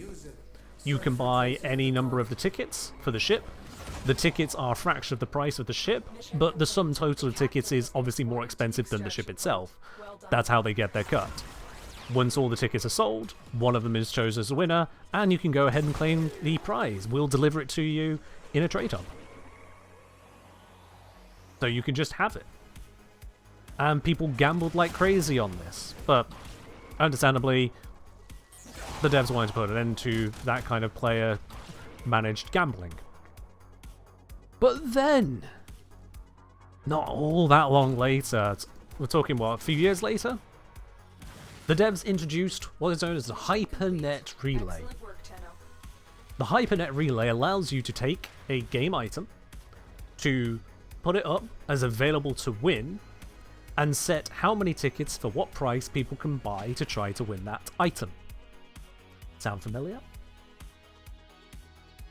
And it would be broadcasted across the entire universe. You can access it from anywhere, ignoring the normal regional restrictions built into the game. And the only difference is that it's all run in-house, and every time you create one of these lotteries, Cat Center was left. Alright. I'm gonna guess there was intentional. Let me know if it wasn't. Anyway, yeah, the only difference with these lotteries is that it's no longer managed by the players, as it were. The house is the devs, and they have a real money tax on setting these up. A real money tax on creating these lotteries. You could obtain the material to set up the lottery from someone else, but someone somewhere down the line has paid real money that has led to the ability to create this lottery. So they weren't just taxing it, they were taxing it for real cash, even though everything is in-game items, you don't get real cash out.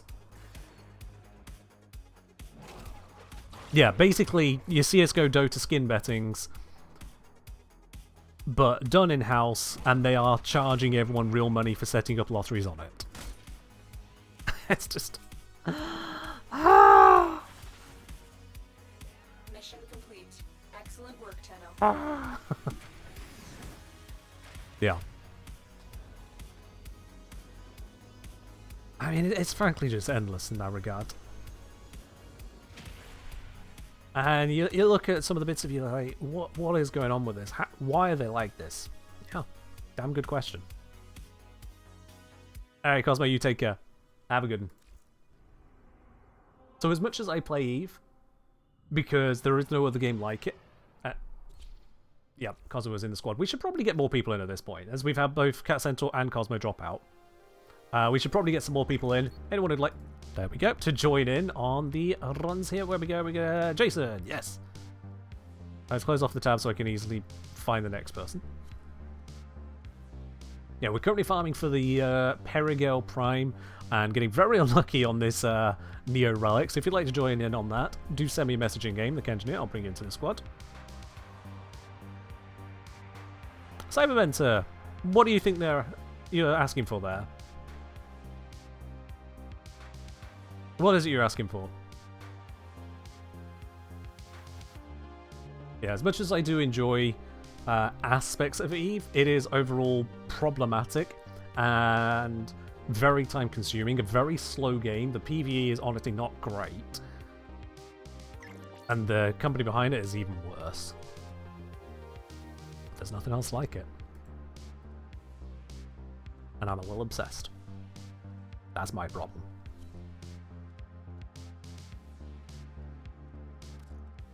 You're saying their go-to sci-fi game is Avorion. It's slow, can't be able to go on multiplayer, just like flying around mining asteroids shooting pirates. I mean, fair enough. That describes a lot of people on a lot of sci-fi games, yeah. That really does.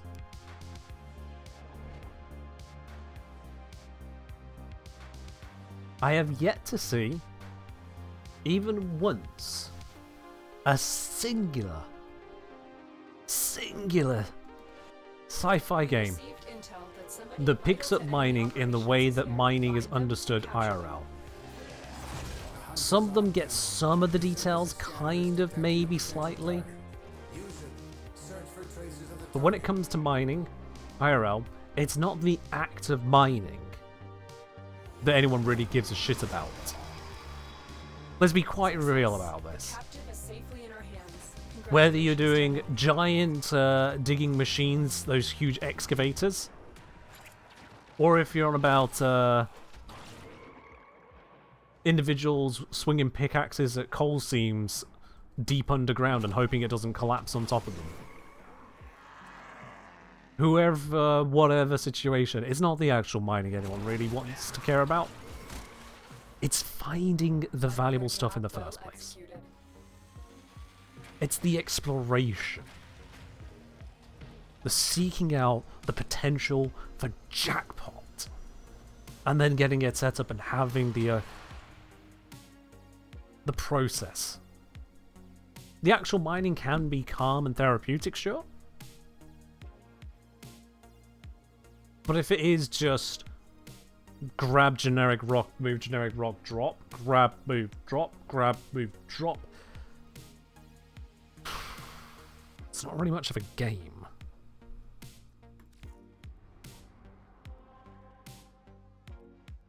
Now, there are those that go, okay, yeah, so go out and explore and try and find the valuables, yeah. You see this in Elite Dangerous. Go out and find the valuables. Find the good rocks. but they're missing all the rhyme and reason, the methodology, the anything that leads to it.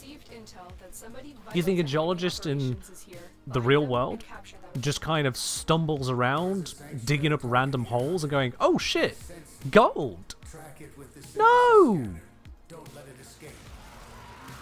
No! When it comes to finding where the good stuff is, it comes from understanding the nature of the geology, from knowing the way that things are, how these things form, the structures of things nearby to track, okay, so where must this lead? What came before? What comes after? Another job well And how does that lead to then the value that one is hunting for? What that is summed up as in Elite Dangerous is, hey, here is a planet. Has it got pristine reserves? No? Alright, don't touch it. Hey, here is a planet. Has it got pristine reserves? Yes? Okay, cool. What kind of pristine reserves? Oh, this one's pristine metallic. Okay, so random rocks in there will have random amounts of random stuff within the category of good value. So just randomly move around randomly until randomly you'll find the thing random that... You see? There's no substance to it. There's no actual thought. It's just, this is the correct place. Go here forever. Done. Like Minecraft. Minecraft is not really any closer. It's got little bits like, hey, do you want gold? Gold is more commonly found in the bases. Hey, do you want diamonds? Go down. Do you want iron? Go down, but not as far. Or go up if you're in the tallest of mountains. They added little bits here and there, but still you don't really get structure. Structure is part of the most interesting bit, is seeing how it shapes the land and seeing how you can interpret that to find the value.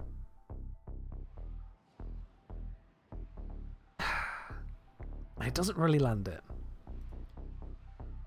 One of the more curious bits they have in Minecraft, which almost gets it, are the veins. When you can get the iron veins and copper veins, because then you're following a vein through. This is where the concentrated good stuff is. You focused on the structure that has appeared, but even then you find them entirely randomly. They're not really connected to anything. Copper is above Y0, iron is below Y0. They just turn because they turn. And it's complicated, yes. Making this kind of thing is hella fucking complicated. I'm not saying it'll be easy. The whole goddamn thing is a process. But when the entire mechanic is finding and extracting, and the extracting is just grab, Minecraft stream put in win. inventory. Smile. Hobbit Rallo with the 63 months. Much appreciated the continued support there. I hope you're doing well. Minecraft stream when? Maybe soon. It might be about time to do a new one on that. Might be. Sure. Cheers. Cheers indeed. Alright, let's keep cracking on this. But yeah, when mining is the process of extracting, a lot of extraction in a lot of games that have mining is just literally grab, move, drop, grab, move, drop. There's no thought to it. So long as you are grabbing valuable, not valuable. We received intel that Done. somebody vital to enemy Then it comes operations down to is the here. exploration, Find the them and discovery capture them. of where to mine, of what to mine. I am detecting a synthesis target. And that's just missing. The vast majority of the time, that is just either random or follow directions to random. Is done here,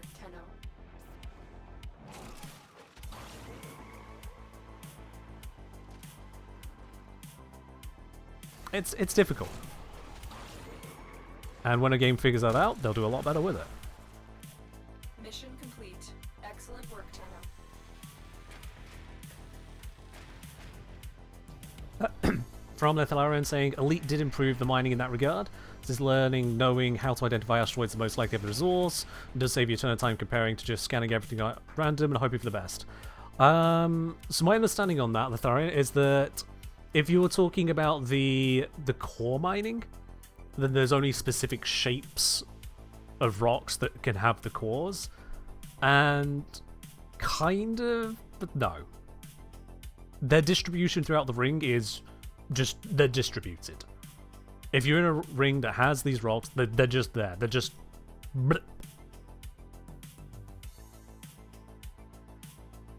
So you could just land in any random spot of the ring, or any spot that's just marked the hot spot. You haven't discovered that, it's just marked, go here. Here is the mining spot. You just kind of land there, you just go, right, well, not land, you know, space. You arrive there, and you just dum-de-dum-de-dum-de-dum, hit the scanner if I can't see one, but oh, look, there's the egg shape. Yep, that's one. That's the thing. Cool. Why is it there? Because it's there. It's not actually got the depth to it. It's not got the structure, the substance. It is entirely superficial. And so yeah, there is a bit more process. It's not like the original mining in Elite Dangerous, which was very much just make sure you're in an appropriate place for there to be rocks. Laser the rock. Did it give you what you wanted? No. Try next. Repeat. And then Prospectors. Check the rock. Has it got what you want? No? Okay, move next. Or just put laser on next. To Elite's credit, they did add more systems in terms of actively mining. The balancing of making the active systems an engaging way of doing it. But yeah. It's just... yeah.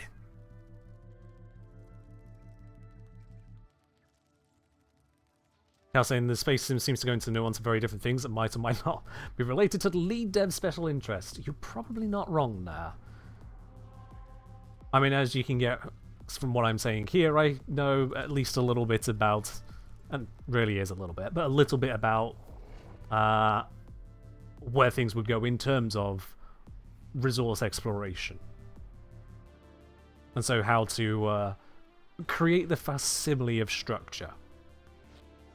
You are here Of on a investigation. capture mission. You must find, And then capture, gamify that. and extract our target. The hunt is on, 10. The synthesis scanner is detecting a potential target. Use it. Search for traces of the Yeah. target. Largely it's Excellent work. We'll interrogate the captive back at base. it's Our target the is facsimile of it. 10. It is the abstraction for the sake of a video game environment. But it almost never really captures it. Thought I jumped there, I did not. I keep thinking I need to kill a bunch of enemies because we've done so many relic fishes, but no, we are just speeding through trying to get the relic at the moment.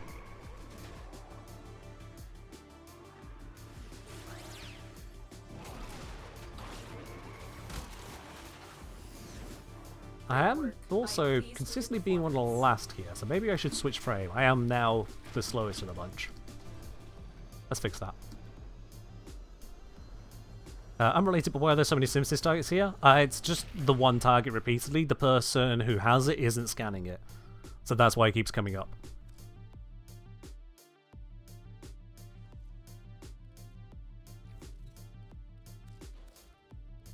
Right. I'll be a little faster now. Maybe. Maybe.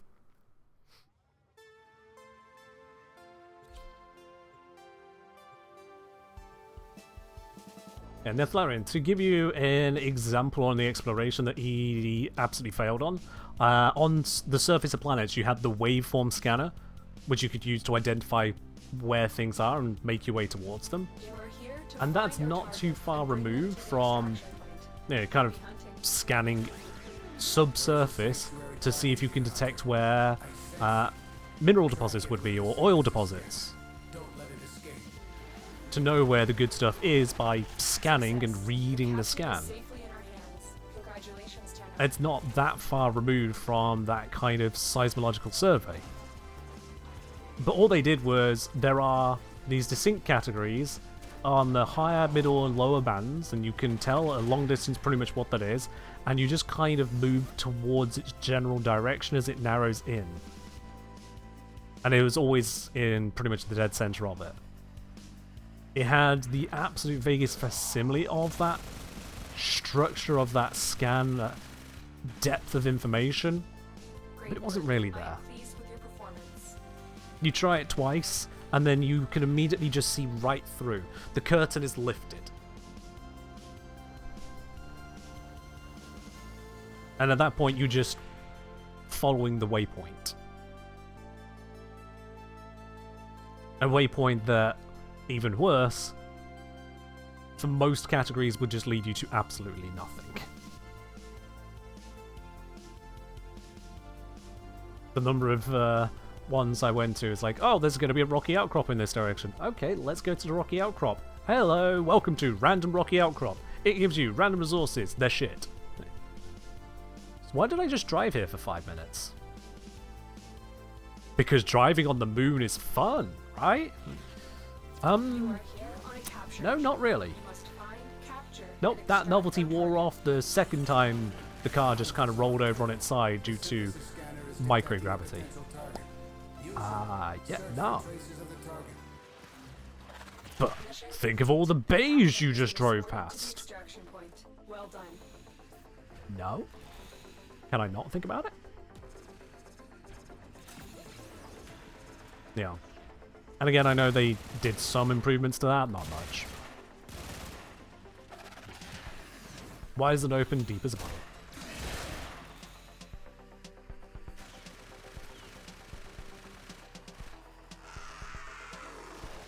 And I know that someone might be listening to this and looking at what I'm doing in this game in the process whilst talking about this and going, Ken, where the fuck is the depth in Warframe? How is this deep? You're just shooting one guy and then flying to the exit. You're literally following a waypoint. Yeah, this is scratching a different itch. This is coming at it from a different angle entirely. Not to mention, the visuals are entirely different, the movement system is entirely different. Hell, the movement system in Warframe is unparalleled. And bad luck aside, the rewards are actually substantiated to it. So it has both intrinsic and extrinsic value. Both are required.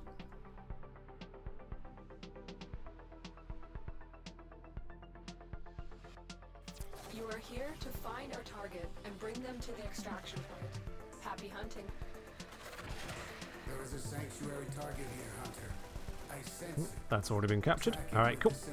Riku saying, read it like the scanner mechanic in Elite Dangerous, and like that mechanic was improved by increasing the number of objects to scan in Starfield. Yeah, fair enough.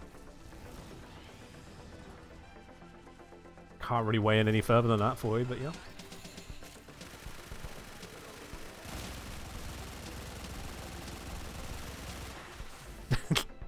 I too could join in on the rapid fire forever. Did we get the relic and I missed it? Feels like we're being a little too unlucky.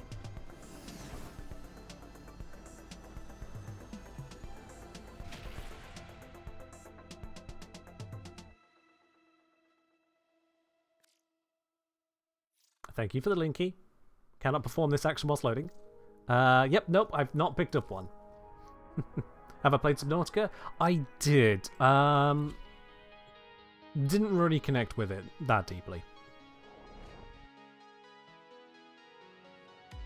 I played it a bit. A bit.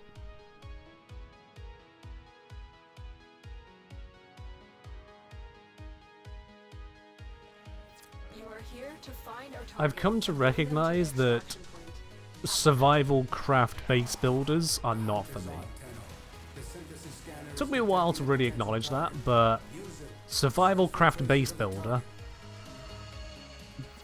where exploring is just, hey, look at this new environment of survival craft, covers so many of these games.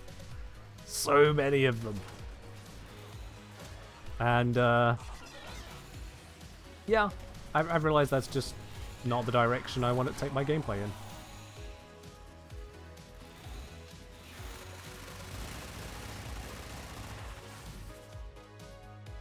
Not with Valheim, not with Subnautica, not with No Man's Sky.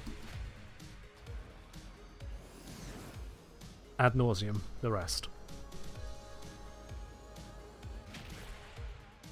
Now, Minecraft somehow is different for me. Minecraft's somehow different, although even then I don't play like loads and loads and loads of it. I think when it comes to Minecraft, it feels like there's a little more structure to those, to Minecraft worlds than there is to a lot of other survival craft style games that come after it. The crafting, ironically, its simplicity works in its favor. It's not so weirdly abstract. It has a solid visual identity at all points. Mission complete. The captain has been escorted to the Very solid visual identity. Well done. And you have such a control of the shape of the world. Also, redstone is amazing. Redstone is just amazing. Because, like, Complete. Excellent work, 10. let's take No Man's Sky, for example. To compare the mining and base building and crafting and whatnot there. When you go to, hey, we got the P10! Hey! I didn't even notice. Thank you, Mythic. Hey! We got it. Alright, let's crack this one open. Yeah, if you go with the mining in No Man's Sky, you can dig out a big old chunk of gold out of the ground. You just got this big old crater where you left it. Or, you'll find your, plant some smaller pebble rock bits of pieces all over the place to just kind of chew on.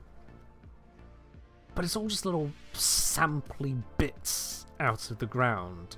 And the rest of the ground is just kind of there. And if I recall correctly, it even heals itself over time. But, it never really connects the same. Let's do the spy one. Let's just quickly grab this. Upgrade our relic. There we go. And then when it comes to base building, first of all, you don't use directly the materials you've got. You go through this process of creating these prefab items. Don't even get me started on some of the prefab designs, but it is what it is. And so that puts some very strong constraints on the creativity you got to work with in the first place. The unlocking process of those is almost MMO style grind, and that's a little frustrating as well. And You are here to infiltrate data vaults and retrieve highly sensitive doesn't have the same level of expressive freedom. It doesn't have the same significance and tie into the world you just dug it out from. And so it doesn't grab me in anywhere near the same way. That is the long and short of it. Remember guys, let's farm up the reactant first, and then we can go pop the vaults. It's always faster if we farm the reactant together. Drift together towards A.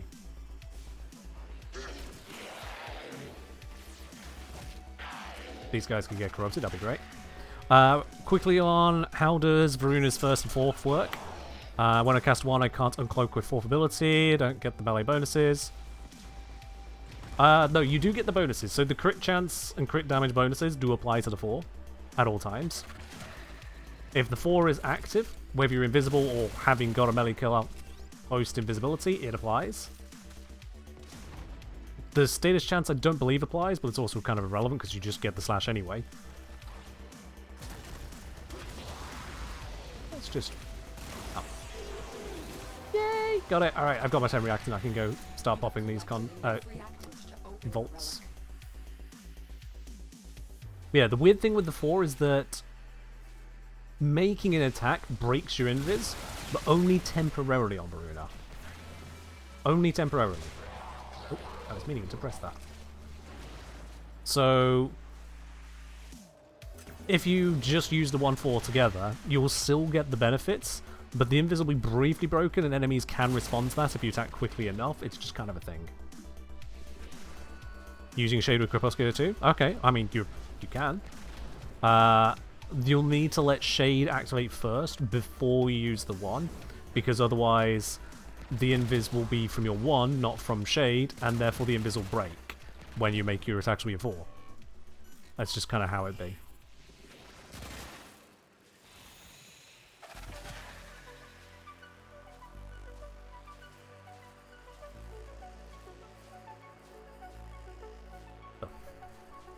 Oh, there was a gap at the bottom, I just didn't see it.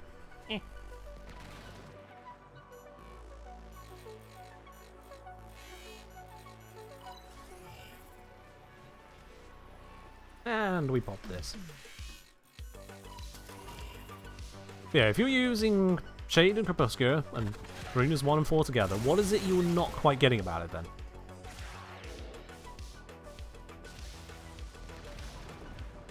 What is it you're not getting about it?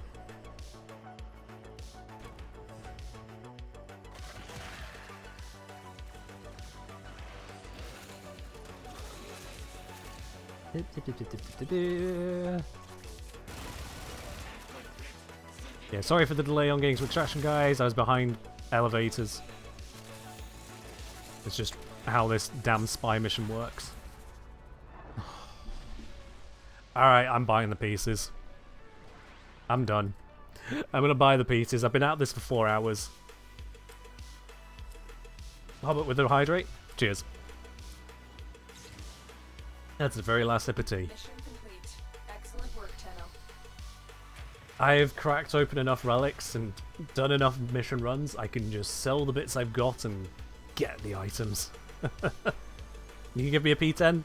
I'll pass on that, thanks. I'll pass on that. Nah. Don't have P10 just run? No. Because I haven't even got the Axie piece either. We've been so focused on the P10, I haven't even had time to try farming the Axie.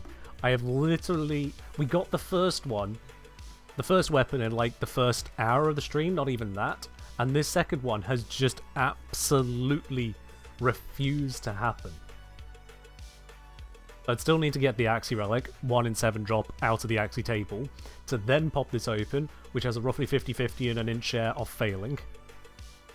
On top of also still getting this one, which because of how statistics works, and randomness works, I have gotten 0 closer. In fact, I've gone further away because now I don't even have the relics I had at the start of stream. So it's pointless. I've done my bit, I will trade for it. I'm good. That's why trading is there, to make up for this level of bad luck.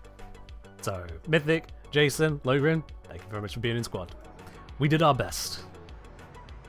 Can Varuna's 4th ability kill sustain 3rd ability? Yes, that was added in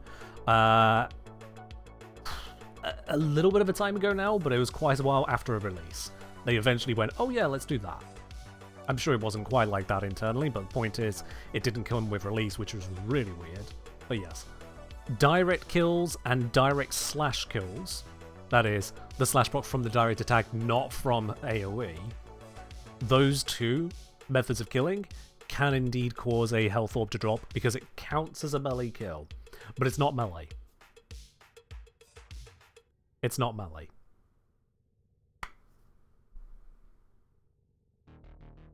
So, it's weird.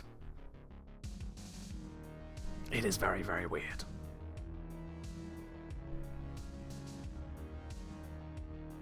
But hey, that is where we're going to wrap it up on that one. Not managed to get the full farm. For those of you who believe that streamer luck is always a thing, we have dev hacks, yada yada yada, come off it. This is proof, if nothing else, that sometimes you can just try, and you just gotta use the pity system instead. You just gotta. Anyway, I have got a Varuna 2026 guide in the works. It is the largest part of the way there. I need to record a couple more scenes and then just compose the whole video, put the overlays, images, that kind of thing on to bring it all together for you guys. I'm not going to work on that over the weekend because unfortunately I've got other plans, and so I'll be back to work on that on Monday. So you can see about watching that as and when I do release it next week. Yes, I didn't get it out on release day or 2 or 3 days after. Welcome to how I create content. Yeah. Have I played Outer Wilds? I have not, no. Also, someone was asking, have I played the X series, X3, X4? I also haven't, no. And Andrew, the 445 Variety, gifting 5 subs as we wrap up the stream here. Much appreciated there, Andrew. That's going out to Tenna, to Just Dave, to McKeem, to Law is my name, and to Aussie Sergal. I would cheers, but I am out of both that and this, which is also part of why the stream definitely needs to wrap up at this point. I need to resupply and keep myself going. But all the same, thank you very much there, Am2445. Much appreciated, as ever. Enjoy the drones? Yep, for those 5 of you being gifted a sub, you do have access to those spinny drones now, here on Twitch and over on Discord if you choose to use it there. Connect up the accounts, you can do so. But that is definitely where we're going to wrap it up there. Thank you everyone for joining in. I will be live again on Sunday for some more good old Warframe. In the meantime, have yourselves a wonderful weekend. And just quickly from Calman, Varuna 4 kills do not drop health orbs. They were doing for me. They were doing for me. Maybe something broke.